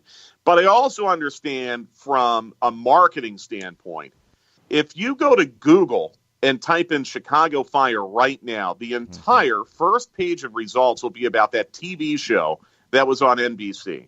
And that's a big problem. Now, some of that might be on the club for not doing whatever search engine optimization they need to be doing. But that is a legitimate problem that they do fight. And sometimes a rebrand is the best thing that you can have for a struggling franchise. It's almost like a complete fresh start. You hit the reset button. So I understand the argument for doing it. I just would hate to see them abandon a name that carries a lot of history in MLS. 4-time MLS Cup champions, a Supporter Shield winner, a U.S. Open Cup winner. Just proceed with caution on that. The stadium thing is a no-brainer. The name is something totally different. Yeah, I don't feel like you need to change the name. Go ahead, John. No, I was just going to say, and the piece of paper that got floated around looked amazingly like the Cubs logo. Which might be intentional. I don't know. I don't think it's necessary to change the name. It is necessary to get out of Bridgeview. That is enormous for the league. I don't think playing at Soldier Field for the rest of their existence is the optimal solution. I mean, if that is a Band-Aid to get you to a soccer-specific stadium somewhere closer to the Loop or maybe north of the Loop where, you have mass transit options and you have a good young kind of population core that you can tap into, that's a different discussion. But MLS being played forever and ever at Soldier Field, I'm not for that. I'm not against that. I'm honestly not. Forever. I mean, do you think Chicago can realistically draw at the same level that Atlanta United has drawn to their NFL stadium and Seattle has drawn to their NFL stadium? If it's done right, I think they could. Now, the doing it right is the hardest part, and that's the issue here. And that's maybe where they feel like doing a rebrand and refresh and changing everything to start new so you don't have, the Chicago Fire played in a small venue and didn't fill it. You don't have that attached to it. Maybe, but you're going to have to spend a lot of money both on players, on marketing, on branding, on all of it to make that possible. Well, and I don't know Soldier Field's ability to downsize either. You might be able to get creative with that. You might. Let me just jump into that really quick, though, and I don't want to limit Doug's time. I almost feel like if you are going to be in the position where you spend a lot on players, you spend a lot on marketing, you spend a lot on all the things that you have to do it the right way in MLS, as we've seen here in Atlanta, you have to own your own stadium. You have to be able to have a stadium that you can monetize the rest of the year, not just the 17 MLS matches. If Chicago Fire, or whatever their new name would be, is going to pay rent at Soldier Field, I worry about their ability to generate the capital to go out and sign designated players and sign other elite players to high money deals and do what they need to do from a player salary standpoint to be competitive. No, that's a good point. It's an interesting move all the way around, and I'll be fascinated to see how all of this plays out. If the name changes, how the terms of the deal getting out of Bridgeview are going to be, because that's going to cost you some money too. Yes. We've seen soccer at Soldier Field. It's a great venue for it. How are they going to be able to make it work for MLS matches on a regular basis, and are the financials going to work? A lot of questions still to come in Chicago. Mike, thanks for the time. Appreciate it. I am going to ask you, as you're watching AETL UTD2 tomorrow night, if you have 90s references that we need to mention, tweet them at us. Okay. All right, you got it. Yeah, it is 90s night. They set the tone with that great Family Matters video that they tweeted out. So yes. I'll be thinking of that between now and tomorrow night. All right, cool. Thanks, Mike. Talk to you later. See you guys. Be good. We're going to take a break here. We'll be right back after this. Today's show is presented by Apelinsky & Associates, personal injury lawyers with over 30 years of experience, supporters of Atlanta United, the Faction, and Inter-Atlanta Youth Football Club. If you've been hurt in a wreck, contact Steve today at steve@aa-legal.com or call in 24/7 at 404-377-9191. The initial consultation is free. A ranger station. I'd like to report a bear hug. Okay. I put out my campfire and Smokey Bear hugged me. So you drowned the fire, you stirred it, drowned it again, and felt that it was cold? Uh-huh. Yeah, but he's just letting you know you did good. Bear hug from Smokey Bear. Status update. I'm gonna let you go now. There are many ways to start a fire, but one sure way to put it out. Learn how you can do your part at SmokeyBear.com. Sponsored by the U.S. Forest Service Ad Council and your state forester. We know that every driver is different, and a one-size policy does not fit all. That's why Country Financial offers a variety of discounts, so you get the coverage you need and the savings you deserve. From good driver to good student, multi-policy to multi-car, we've got a discount to suit every driver. Call Jason Wright at 678-568-6871 today to see what you could save. On Facebook at Jason Wright Agency or by phone at 678-568-6871. Discounts vary by state. Policies issued by Country Mutual Insurance Company, Country Preferred Insurance Company, or Country Casualty Insurance Company, Bloomington, Illinois. Every hiring manager knows that a company is only as good as the people it's made from. So where do you find the best people? That may surprise you. Meet the grads of life. Young adults of unique determination and experience. An ideal fit for your company in an entry-level position, internship, or even mentorship. They might not have every qualification you typically look for, but they're exactly who your company needs. This is talent worth knowing about. Go to gradsoflife.org to learn how to find, cultivate, and train this great pool of untapped talent. Brought to you by the Ad Council and gradsoflife.org.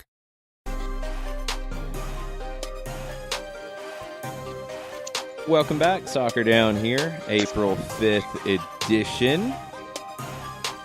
Let's talk about the U.S. women's national team last night. This game was crazy. Just crazy. 5-3. Was it crazy or was it cray-cray?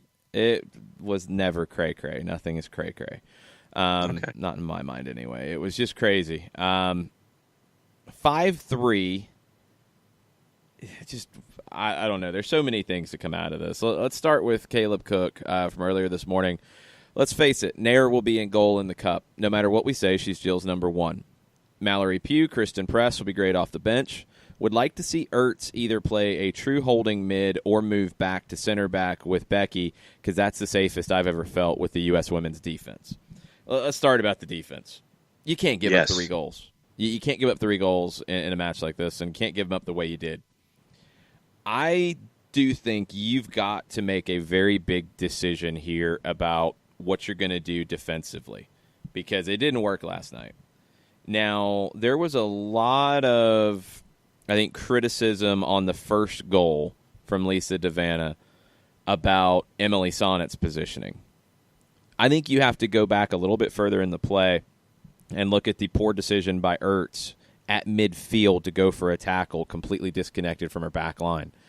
I don't think Julie Ertz is the player you need defensively as the 6. You need her in the back line.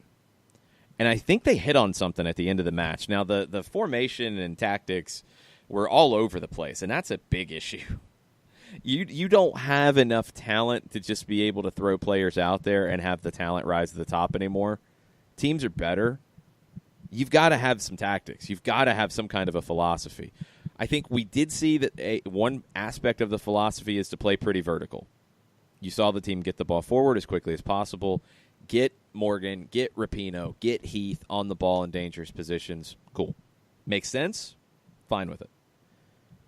But are you going to play 3 in the back, or are you going to play 4 in the back? Are you going to play 3 with the option to play 5? I think you have to play 3 in the back. I don't think you can make this work with Abby Dahlkemper, Becky Sauerbrunn as your 2 center backs, and Julie Ertz as your 6. Ertz is your best defensive player. You need her in a position to where she can put out all the fires. She can't do that as the 6. I don't think tactically she is strong enough to play the 6 in that way. You need her on the back line. Now, can you get a little bit of kind of old school 3-4-3 the way you play with Julie Ertz? I think you could. I honestly do. You're probably going to do something a little differently on the right side. Emily Sonnet, I think, is probably a little more geared to playing in a 3-woman back line herself. I think you'd probably want a different wing back on the right side, but Crystal Dunn can play as a wing back. I would not play Lavelle and Horan together as your 2 central midfielders if you're going to go 3-4-3 with it. I would go Horan and Samantha Mewis. Samantha Mewis needs to start.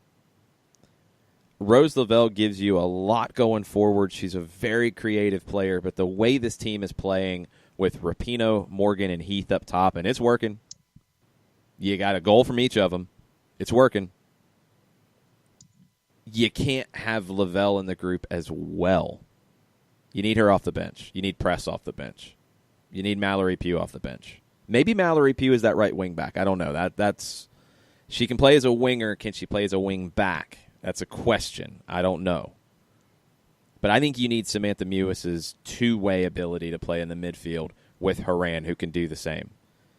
If you go 3-4-3 with someone as the right wing back, maybe it's Pugh, it's probably somebody else. It's probably Kelly O'Hara if she's healthy. Dahlkemper, Ertz, Sauerbrunn with Ertz in the middle. Crystal Dunn on the left. Samantha Mewis, Lindsay Horan as your 2 central midfielders. Tobin Heath, Alex Morgan, Megan Rapinoe up top.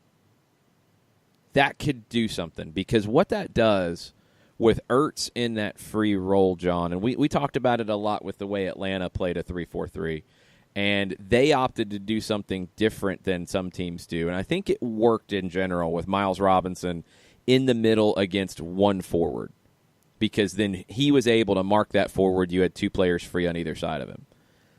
I would play it in a little more of the traditional way where your central of the center backs is kind of the old school sweeper. And if that person can step into the midfield a little bit, if the freedom is there to step up, cool, you can do it. And you've got 2 to cover. Otherwise, they're back as your sweeper. You know, kind of the really old school way Franz Beckenbauer played it. Ertz can do that, and Ertz has the biggest personality defensively in this team. You need her deeper in the position, and when she can get forward, cool, but I want her defending more than she has been under Jill Ellis. I just don't think the 4-3-3 with this group is going to work.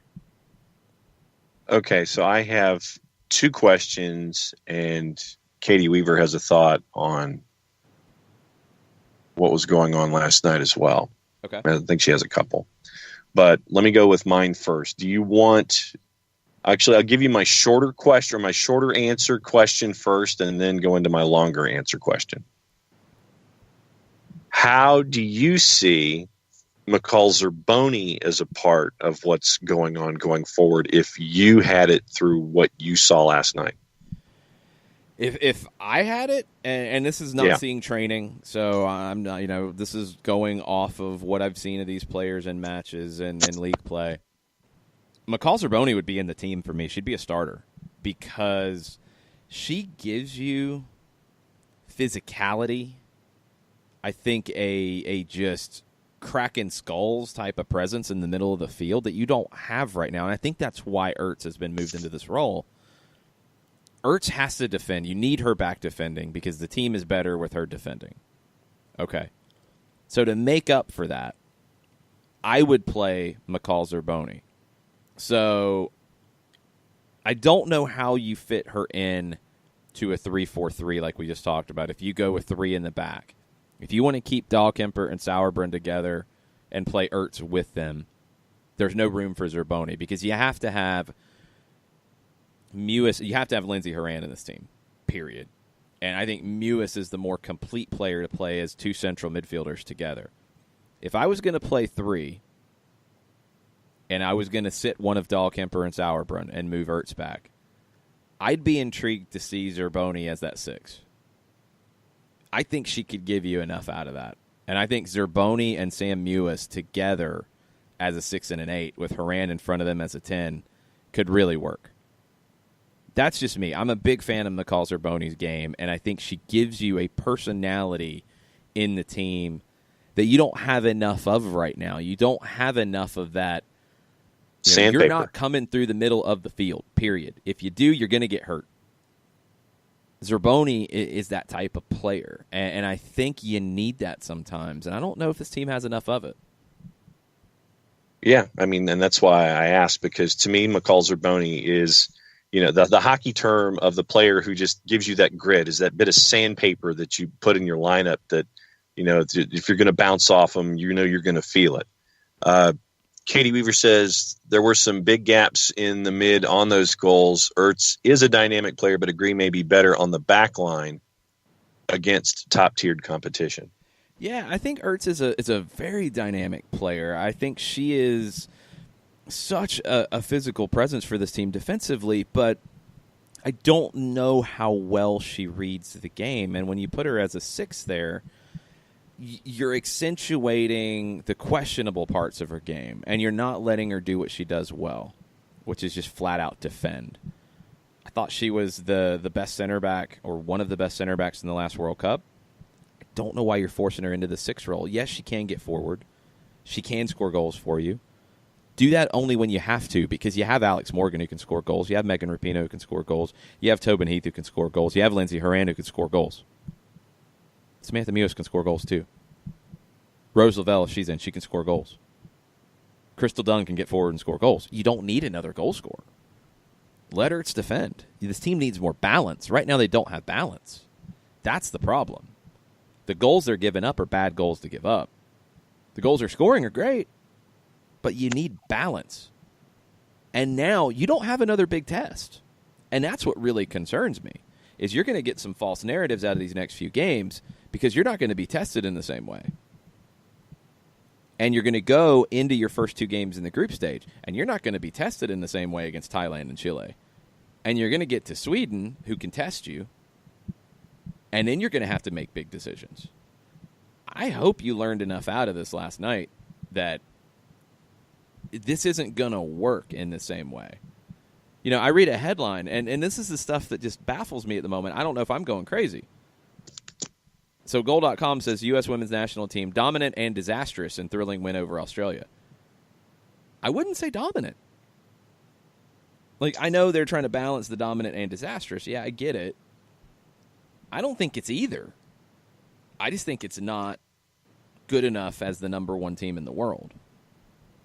And you're going to get found out if you play that way in big matches in the World Cup. I just don't see that style of play working in a knockout round match. Okay, which lends me to my second question, and then I'll follow it up with what Kefsey had to say.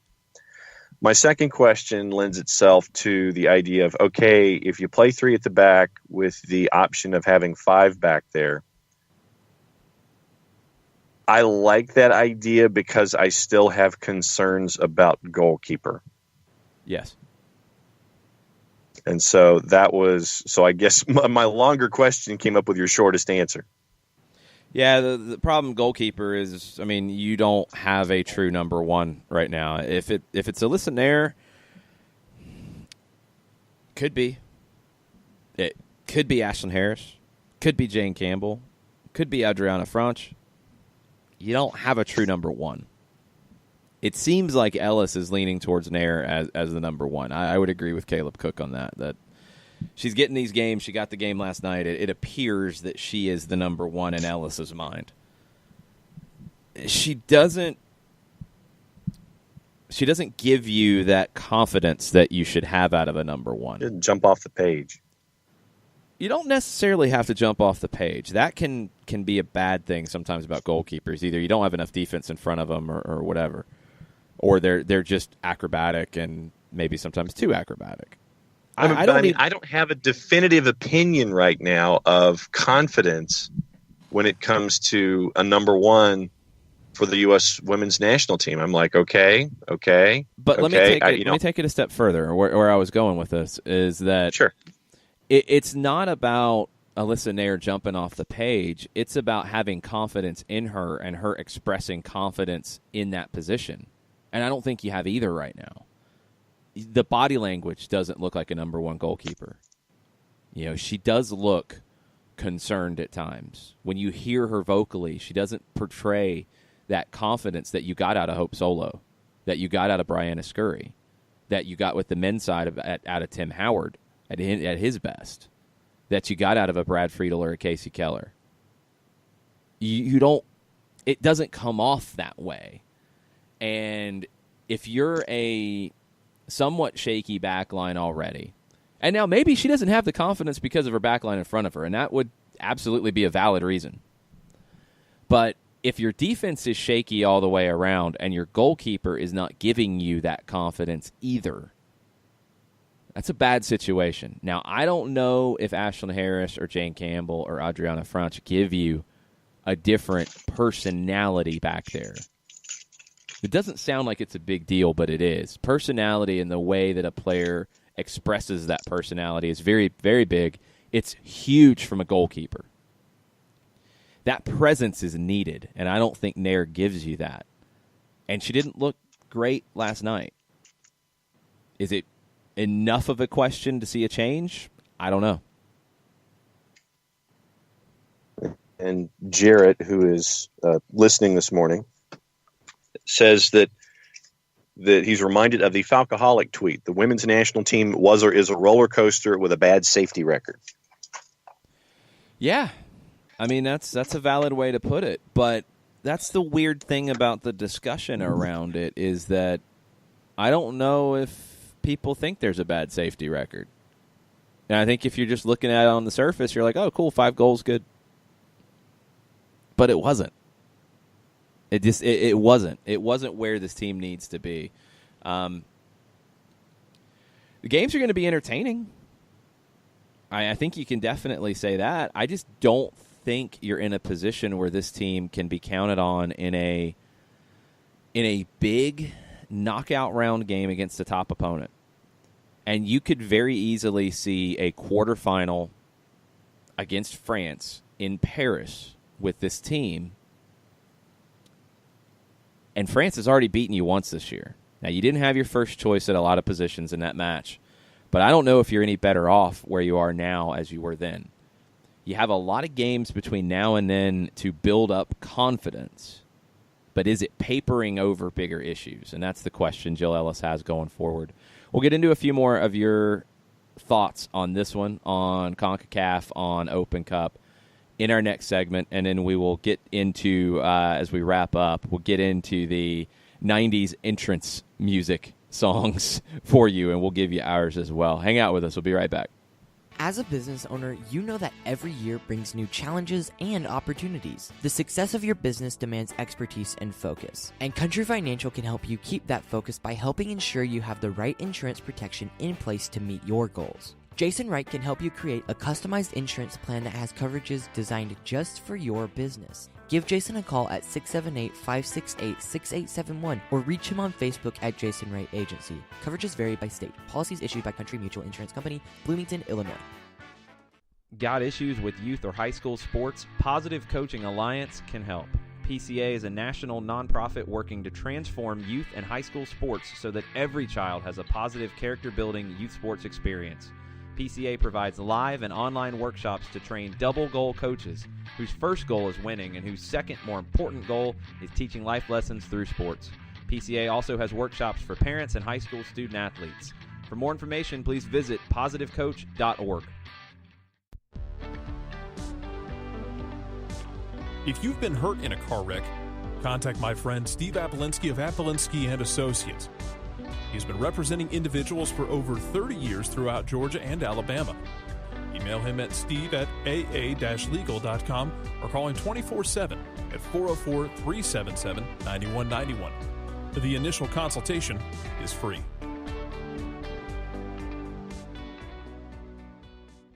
I adopted Bento in 2010 from a shelter. This cat makes me make art. He's always motivating me to draw pictures of him. He just is motivating artistically. He's my best friend, but a lot of people know him as Keyboard Cat. Keyboard Cat, YouTube star and shelter pet. Amazing adoption stories start in shelters. Start yours today. Visit theshelterpetproject.org to find a pet near you. Brought to you by Maddie's Fund, the Humane Society of the United States, and the Ad Council. Welcome back. Soccer Down here, April 5th. Getting into the 5-3 win for the U.S. women's national team last night. It was a roller coaster. I'm not a huge fan of roller coasters with national teams. I'd like a little more comfort in watching some of these matches. What else did we have on the Twitters about the USWNT last night? Capsy said, me last night prior to the USWNT start, better watch out for Lisa Devanna. Then after the first Aussie goal, in all caps, you had one job. What I saw between Rayadas versus SKC looked okay. Rose looked dangerous. Ertz's tackling is great. Still nervous about goalkeeping. Yeah, I mean, that's you see Ertz's tackling, and it's like, okay, that's why I want her playing as a 6. I just don't think tactically it works well enough to have her as a 6, so I want her deeper. I think you might have to sacrifice Rose Lavelle because you can't sacrifice Lindsey Horan. She has to be in the team. She can do so many different things for you, and I think you need more balance in that midfield, and I think this team in its last few matches has looked better every time Samantha Mewis has been on the field. So if you're going to keep the same shape and try to make it work, I think you have to play Mewis in place of Lavelle. I think you need to look at the 3 in the back / 5 in the back and drop Ertz to the back line. And then whether you're going to go, and this is where it gets tricky, if you don't think you can make a 3-4-3 work, you're going to have some tough decisions about your front 3. And you're going to have to figure that out. You don't want to sit Heath or Rapinoe or Morgan, but if you don't think you can make a 3-4-3 work or the 4-3-3 work, you're going to have to get creative. And I don't know what that looks like. That's the problem, is right now you're a couple months away, and there's some pretty big questions about what this team should look like on the field. You're not going to have a chance to really answer them very well. And I still have, like I said, I still have more questions about goalkeeper. And if you got questions at the back of the back where that's the last person that's going to be keeping the ball from getting into the net, I mean, I agree with your appraisal of group stage and then getting into Sweden. So I'm going into this, and I know that a lot of folks are going to sit there and look at the results and go, ooh, look at all the goals. But I'm like, okay, well, you ain't stopping them right now. And there's issues, and you don't need issues going into a World Cup where you're, 2 months away? Yeah, you're just over 2 months away. So this is a quote from Jill Ellis last night. Peter Andrews asked the question. Peter Andrews is of Philly Soccer Page.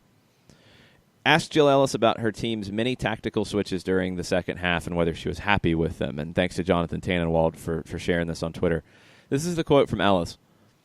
That's so much about what these games are. I think I've said this before. In May, we want to have everything set, and I think today gave us an opportunity to look at another defensive shape that we've actually been in a little bit, but tonight we stayed in it a little bit longer because we want to have some flexibility. So, yeah, I mean, I think our base shape out of a 4-3-3, I think we're very comfortable in that, set in that. We've played out of a 5-back before, closing out games, and I think looking at our other shape tonight that we looked at, we stayed in it, and it gave us a lot of good looks. We got a lot of good pictures. Was it perfect? No. But I think there's a lot of good takeaways in terms of the balance it provides at times, especially when you're at altitude. Your legs, you can't possibly press for 90 minutes, so I think it gave us a lot of good looks. I wish I could see her answering that because the last part's a little confusing as to whether she's talking about the 4-3-3 or the 5 in the back at the end. You're not going to be able to press for 90 minutes in this tournament. Not with Megan Rapinoe and Tobin Heath and Alex Morgan up top. They're going to run down. You don't want them doing that. So you're going to have to figure out some ways to sit back a little bit more. Is that with Ertz dropping into the back line and kind of on the fly, going between a 4-3-3 and a 3-4-3? Sounds crazy, but it can work. You've got to have everybody in sync to do it, and it's a little late to try to really get that crazy with it, but you've got to figure something out because I don't think you have enough balance overall. I just don't. And you're not going to really be tested again until a little bit against New Zealand in the send-off series, and really not until you see Sweden in the final game of the group stage. So, I don't know. I don't know what you learned out of last night, except that there are issues defensively. You did see them switch to a 4-1-4-1 at one point. Allie Wagner talked about it on the broadcast with Ertz as a 6 in between two lines of 4. I didn't think it worked. I think you're basically down to you're going to play a 4-3-3 or you're going to play 5 in the back, and if it's a 5 in the back or 3 center backs, however you want to call it, if it's a 3-4-3 or a 3-5-2, I don't know if you can start out of a 3-5-2 because I just don't think you're going to sacrifice Rapinoe or Heath to make that work. You're in a really tough spot here, and you've got some tough decisions to make. Hearing quotes like this make me think that maybe it's not looked at as tough of a spot as I'm looking at it. And I hope I'm wrong. I hope that I'm misreading it and maybe just a little overly negative. But I don't know. We'll have to see. Yes, that. I mean, Rapinoe didn't give you 90 minutes last night. Doesn't sound like it's anything serious. Just felt some tightness. Asked to come out. Tobin Heath played all 90 minutes for the first time in a long time. But if you're going to play a 4-3-3 and you're going to ask Rapinoe and Heath to press, they're not finishing matches. Flat out. I don't think that works for you. So how can you make it work if you want them on the field? I don't know. I really don't know. I don't have any answers at this point if you're going to go 4-3-3 with it, unless you're going to sacrifice one of your center backs and move Ertz into the back line, and then you have to figure out the 6 role. I have more questions than answers at this stage. 5-3 win for the U.S., but it is a conundrum coming out of this one. We're going to take our final break. We'll come back with your 90s entrance songs for WrestleMania this weekend. I want to see what everybody came up with right after this. Today's show is presented by Apelinsky & Associates, personal injury lawyers with over 30 years of experience, supporters of Atlanta United, Faction, and Inter-Atlanta Youth Football Club. If you've been hurt in a wreck, contact Steve today at steve@aa-legal.com or call in 24/7 at 404-377-9191. The initial consultation is free. A ranger station. I'd like to report a bear hug. Okay. I put out my campfire and Smokey Bear hugged me. So you drowned the fire, you stirred it, drowned it again, and felt that it was cold? Uh-huh. Yeah, but he's just letting you know you did good. Bear hug from Smokey Bear. Status update. I'm going to let you go now. There are many ways to start a fire, but one sure way to put it out. Learn how you can do your part at SmokeyBear.com. Sponsored by the U.S. Forest Service Ad Council and your state forester. We know that every driver is different, and a one-size policy does not fit all. That's why Country Financial offers a variety of discounts, so you get the coverage you need and the savings you deserve. From good driver to good student, multi-policy to multi-car, we've got a discount to suit every driver. Call Jason Wright at 678-568-6871 today to see what you could save. On Facebook at Jason Wright Agency or by phone at 678-568-6871. Discounts vary by state. Policies issued by Country Mutual Insurance Company, Country Preferred Insurance Company, or Country Casualty Insurance Company, Bloomington, Illinois. Every hiring manager knows that a company is only as good as the people it's made from. So where do you find the best people? That may surprise you. Meet the grads of life. Young adults of unique determination and experience. An ideal fit for your company in an entry-level position, internship, or even mentorship. They might not have every qualification you typically look for, but they're exactly who your company needs. This is talent worth knowing about. Go to gradsoflife.org to learn how to find, cultivate, and train this great pool of untapped talent. Brought to you by the Ad Council and gradsoflife.org.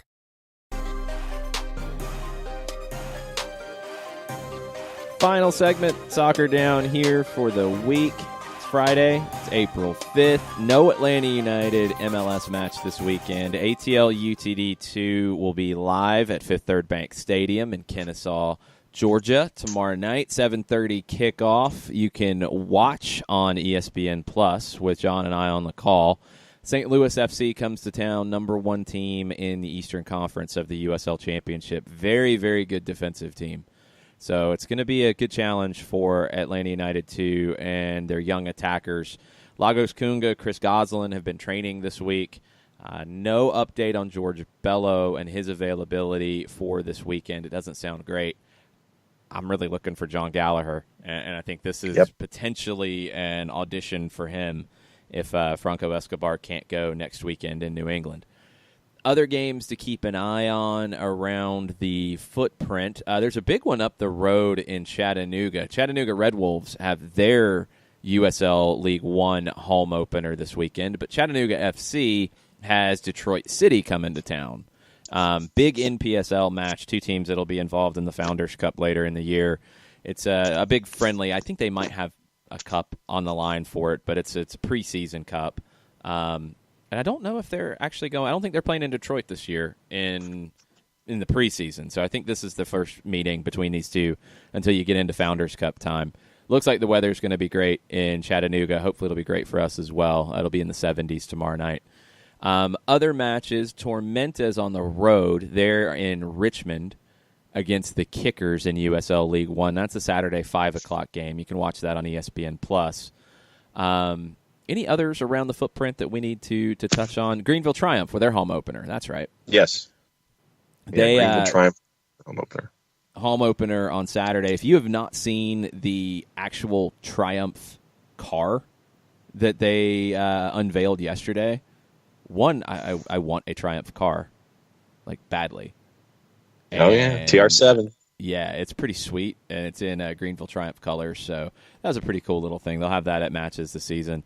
So they'll be kicking off their home schedule tomorrow as well. Lots of stuff going on all over the Southeast in the soccer world this weekend. It's a big weekend in general because it's WrestleMania weekend. And, you know, if you're not a huge wrestling fan, that's okay. It's completely fine.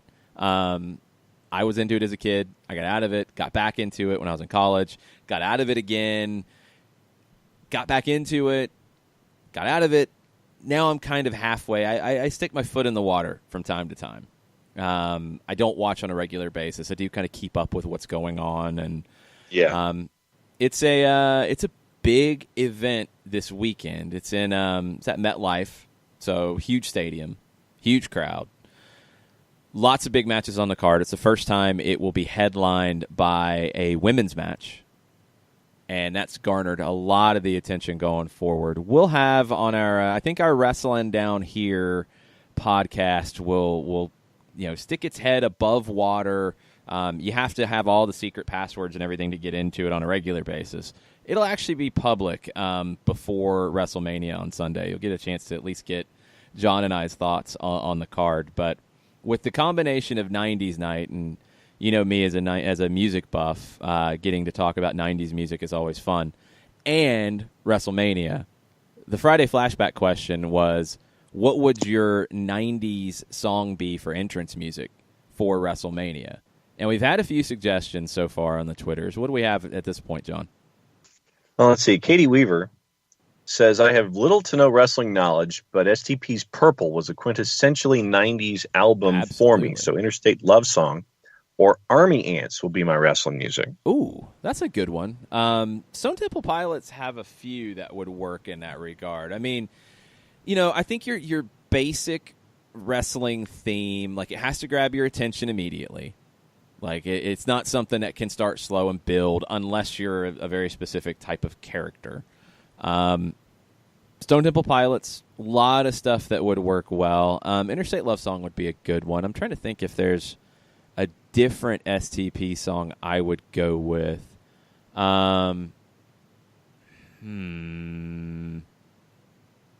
Maybe Wicked Garden. I might go Wicked Garden for mine. But yeah, STP would be a great one. The guitar licks would work really well. They'd be big in a big venue like that. David Benson says he's walking the aisle to either 311 Hive or Creed. Oh, Creed! Wow. Actually, 90s Creed. I think. No, actually, they would not work. Creed would not work. Sorry, they would be 2000, so that would not work. Unless I'm going to confirm. My Own Prison. No, sorry, you're good. My Own Prison would work. So you'd have to be off the first record, I think. And that would be the one that would potentially have some stuff that could work. The second record, I don't know. They started going off the rails. WWE used to use My Sacrifice for video packages all the time. They were all about some Creed back in the day. Jill Robbins, the Soccer for Good OG, obviously would be a face because she says Something to Talk About by Bonnie Raitt, one of my favorite 90s songs, but I'm not sure if it would get folks fired up. Talk About Love, ? Yeah, you couldn't be a heel coming out to that. That wouldn't work. Unless you're smashing guitars over people's heads, and then maybe. Yeah, that I don't know how well it would work, though. In the 90s, I think it would have worked. In today, if you're using as it a as a 90s throwback, face, it would not work. that would have worked. Yes, yes, exactly. There you go. Percy Herrera says, my walk down song would be the Old Town Road remix. You don't know with anything Billy Ray about Cyrus. this. No, you don't know anything about this, John. That's not a 90s song, first off, so it doesn't apply. And, just go listen to that when we're done, John, and tweet your thoughts, please. Well, anything but Billy Ray Cyrus, it's not more from like the fingernails. 90s. It's not. Well, from it's the fingernails 90s. scratching on a chalkboard anyway. It's not really Billy Ray Cyrus either. It's not completely Billy Ray Cyrus. There's other stuff to it. I haven't listened to it yet, but I know enough about what's going on to be completely terrified. John, you have homework. You need to, as soon as we're done, listen to the song. You can find it on Twitter. People will have it for you. Listen to the song, and you need to tweet your unfiltered thoughts. Yikes. That's your homework. Kevin from Charlotte, intro music Creep by Radiohead. Great song, but fitting because I would certainly lose. See, that's an interesting one because it's kind of moody, so you'd have to have the entrance to match it. I think you're probably going to be a heel. Raven could have come out to that. Yeah. Like Raven and the Flock could have come out to that all, with their heads down and the leather slow walk jackets. hoods. And, you could have done that to it. That could have worked. That could really be cool if presented the right way. Nathan Pugh says, what's my age again? Some Blink-182, some up-tempo. So you got to be a face. You got to be, like, bouncing down to the ring. Like, that sounds like a cruiserweight fan favorite. Like, that song hits and you're just jumping around. No, I always go Scotty with a little more hip-hop stuff. But, it'd be like somebody in the cruiserweight battle royal or something like that who's just bouncing around, like tons of energy. Yeah, that could absolutely work. Eichmann. He'd be the Hebrew Hammer and come out to Hava Nagila. That's just amazing. And the announcer would have to introduce him as Eichmann. See, you get Fink to do it. Then you get Howard Finkel to do your intro. Yeah, you'd have to come up with something like that because it would have to be like completely like over the top and ridiculous. As Eichmann. From 175 pounds in Wilkes-Barre, Pennsylvania, it is Eichmann. Something like that. I just heard myself. Good Fink. That's a good Fink, though. Good job. Well, but Fink is usually a little more authoritative and not quite as high. It's Eichmann, down there where we normally can only do so much. Yes. All right. Since as I continue to go back in our timeline, I think we're caught up on names and intros. What would your intro music be? Well, we had a couple others. I did see a couple others. I saw some Rage Against the Machine, which would absolutely work. That's a definite. I was trying to see who gave us Rage. Tofka did. Killing in the Name of. Yeah, that's a perfect entrance. I'm shocked that no one in ECW used that.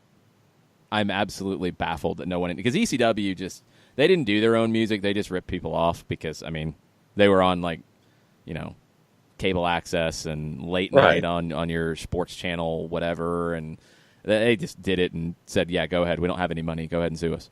So they used Metallica. They used Pantera. They didn't care. So I'm shocked that somebody had to use Rage in ECW. It had to happen. Okay. Katie Weaver is saying, she goes, "See, I was going to go Radiohead, OK Computer, Paranoid Android, but I thought it was too moody. I need a wrestling glossary or a think piece, please." No, that could work.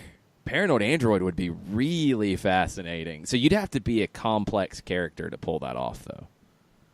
You'd have to be like CM Punk could have pulled that off. Now we associate CM Punk with Living Colour, but you could have seen like a character like that, like CM Punk, pull off Paranoid Android.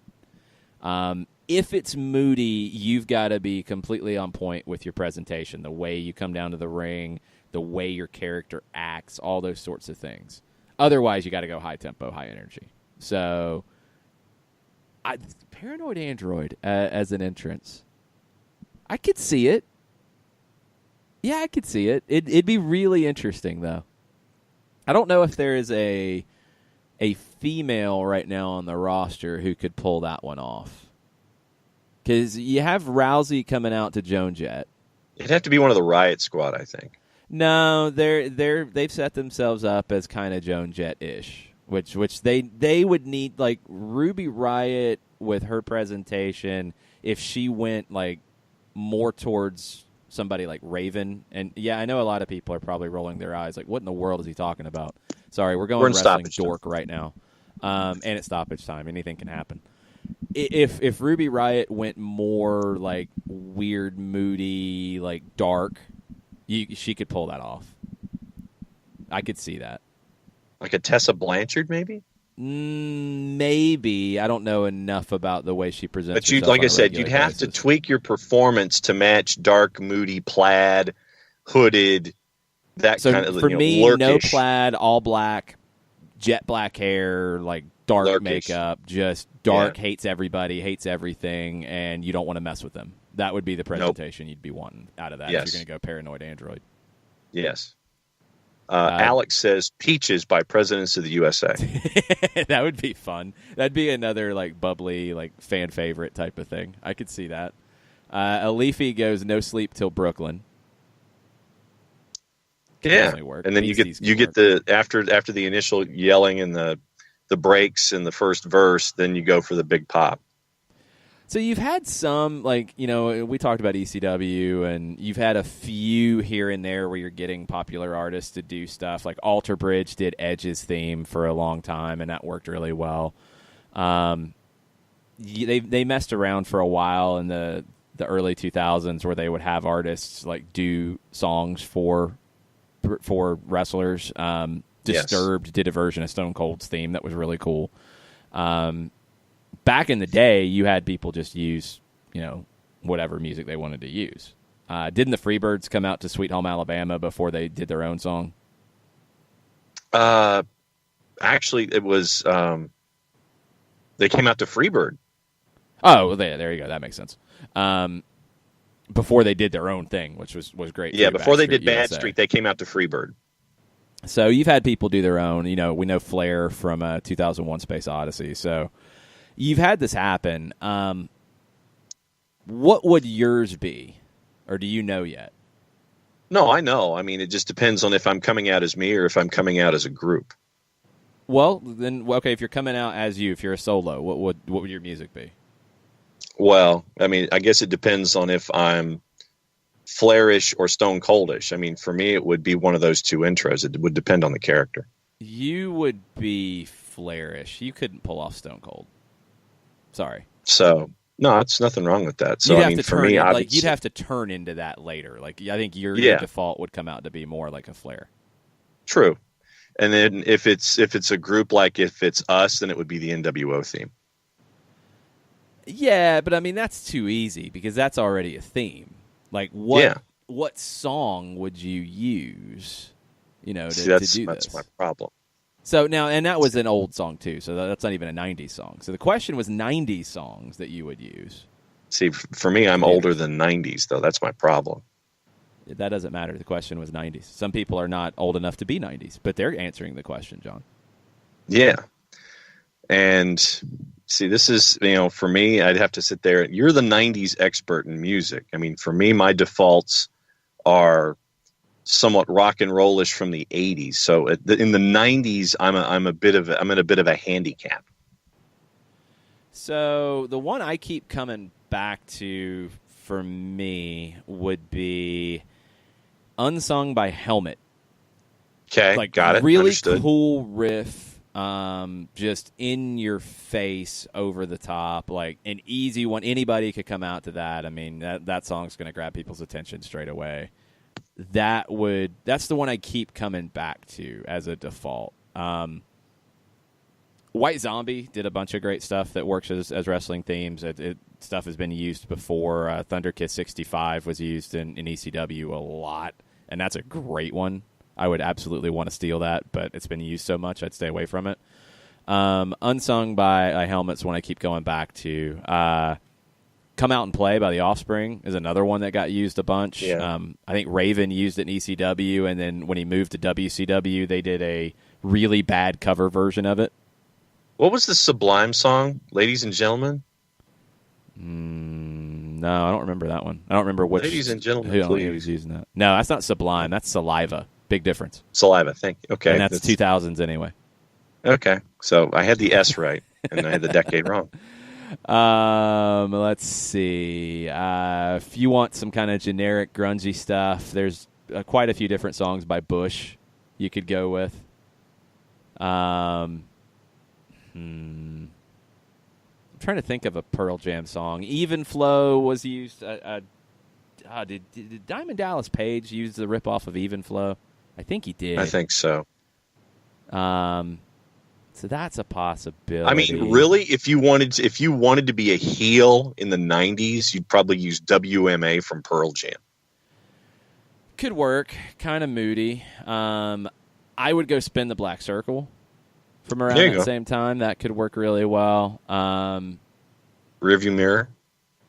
If I'm going heel, and it's actually kind of appropriate today. If I'm going heel, so Unsung would be my, like, if I'm a new wrestler coming in and that's my song, and I'm going to be high energy and come out to the ring. If I'm a, kind of generic face. When I turned heel, I would go Serve the Servants by Nirvana. Because you get a lot of stuff you can play off of with the lyrics as well. And if you don't know, this is the 25th anniversary of Kurt Cobain's death. Wow.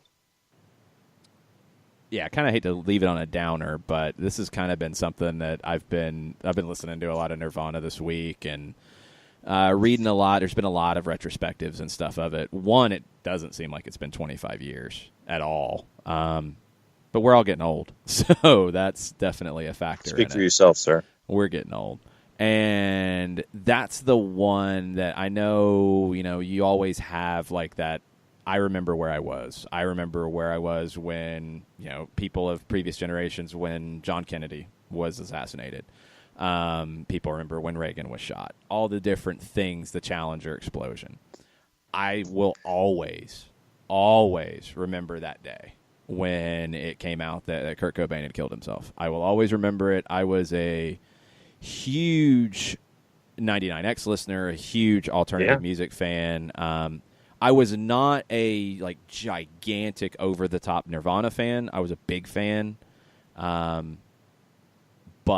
I knew people who were, and I was obviously a big fan because they were a huge part of the movement at that time. And you do kind of get into that voice of a generation type of stuff, and that was my generation. So I will always remember that day, and I will always feel like, we all lost out on what that band and what Kurt as an artist could have been, because I think it could have been special. I think the Unplugged performance gave you a great glimpse into where they could go next, and it sounded like that's where they wanted to go. And me as an REM fan, there was a lot of talk after that Michael Stipe and REM wanted to do some things with Kurt and help them kind of move into that next wave of their careers. And, that was probably, I don't know if anybody can break the way that Nirvana did ever again. I think the music scene is different. You do see overnight successes. Completely different. But even just as a celebrity, I mean, and this was something that I will always remember Michael Stipe saying, that if their first 2 albums or their first 3 years or whatever, in the spotlight had been like it was for Nirvana, that they wouldn't have survived.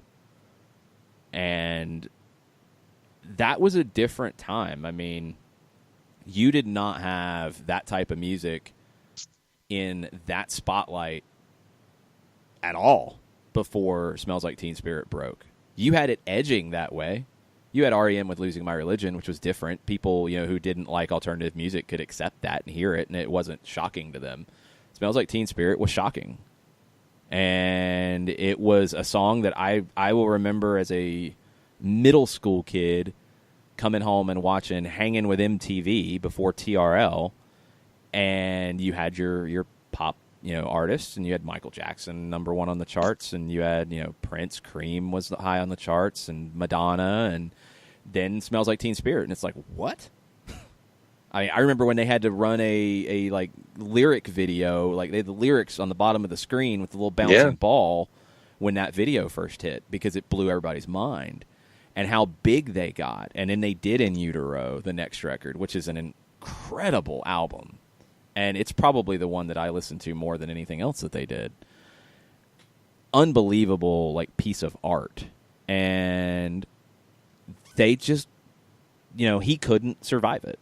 He couldn't handle it. And he had a lot of issues outside of it. And, his heroin use is well documented. He had a stomach condition that was, debilitating and made just life in general difficult for him. And he got to a point that he couldn't see a way out, and it's a shame because he had a lot of people who were there to help him with that way out. And I hope that anybody who, on this type of day, remembering that, if you went through that as a fan or you go through those types of feelings, I hope that you know that there's always a way out, and there are always resources out there for you. There are hotlines. There are, there are people who will listen to you even when you feel like there's not. So, this. I hate that it's a sad day in the music world for an unbelievably talented artist. I'm choosing not to be that way about it. I'm choosing to look back and remember how great Nirvana was as a band, how great Kurt Cobain was as an artist, and how much of an influence they had on me as just a person, and showing me that you didn't have to be from, you didn't have to be Van Halen and have that unbelievable technical ability. You didn't have to be a poet. You didn't have to have every skill completely, perfectly well-rounded, that you could figure it out and you could find a way to make it work. And, as much as I'm a hardcore fan of REM, and they're the band that I've loved the longest, Nirvana probably had as much of an influence on me as a person as any other, musician that I've ever come across. And I'm going to remember that on a day like this. So I hope you guys do too, and I hope that you guys know, and this is something that I've loved about the show and loved about the soccer community in Atlanta. Hopefully you guys know that it is a community, and there are people out there. If you're struggling, if you're going through a bad time, we all do. We all have our ups and downs. Hopefully you know that there are people out there who will listen, and hopefully you know that, in soccer conversation and whatever conversation, that there are people in this community who listen to this show that will listen. So please keep that in mind on a day like this. Whether you were personally affected by it or not, there are people who are, and there are people who deal with this type of stuff on a regular basis. So that's my PSA that I did not expect to go into, but that's where the show goes in stoppage time sometimes. Thanks, everybody, for being part of this community. That is very meaningful to me, very meaningful to John, very meaningful to Jarrett, Nick, everybody who's part of the SDH universe, all the people who've listened from day one. It does reinforce it. Whenever I'm having a bad day, whenever I'm down, whenever I'm tired, whenever I'm dragging, you guys motivate me, and I really appreciate it. So thank you for being there. Thank you for being fans of the show. Thank you for listening and being part of the show, and we really appreciate it. We'll be with you tomorrow on ESPN Plus for Atlanta United 2 and St. Louis FC. Big game. I think there's going to be a lot of fun in this one, not just 90s night fun. I think there's going to be a lot that we'll get out of this from the Atlanta United perspective. Hopefully some glimpses at what we could see in New England the following week. With all that said, mucha plata, y'all. The voices that you might need to consult with sometimes, they're closer than you think. Mucha 90s, y'all.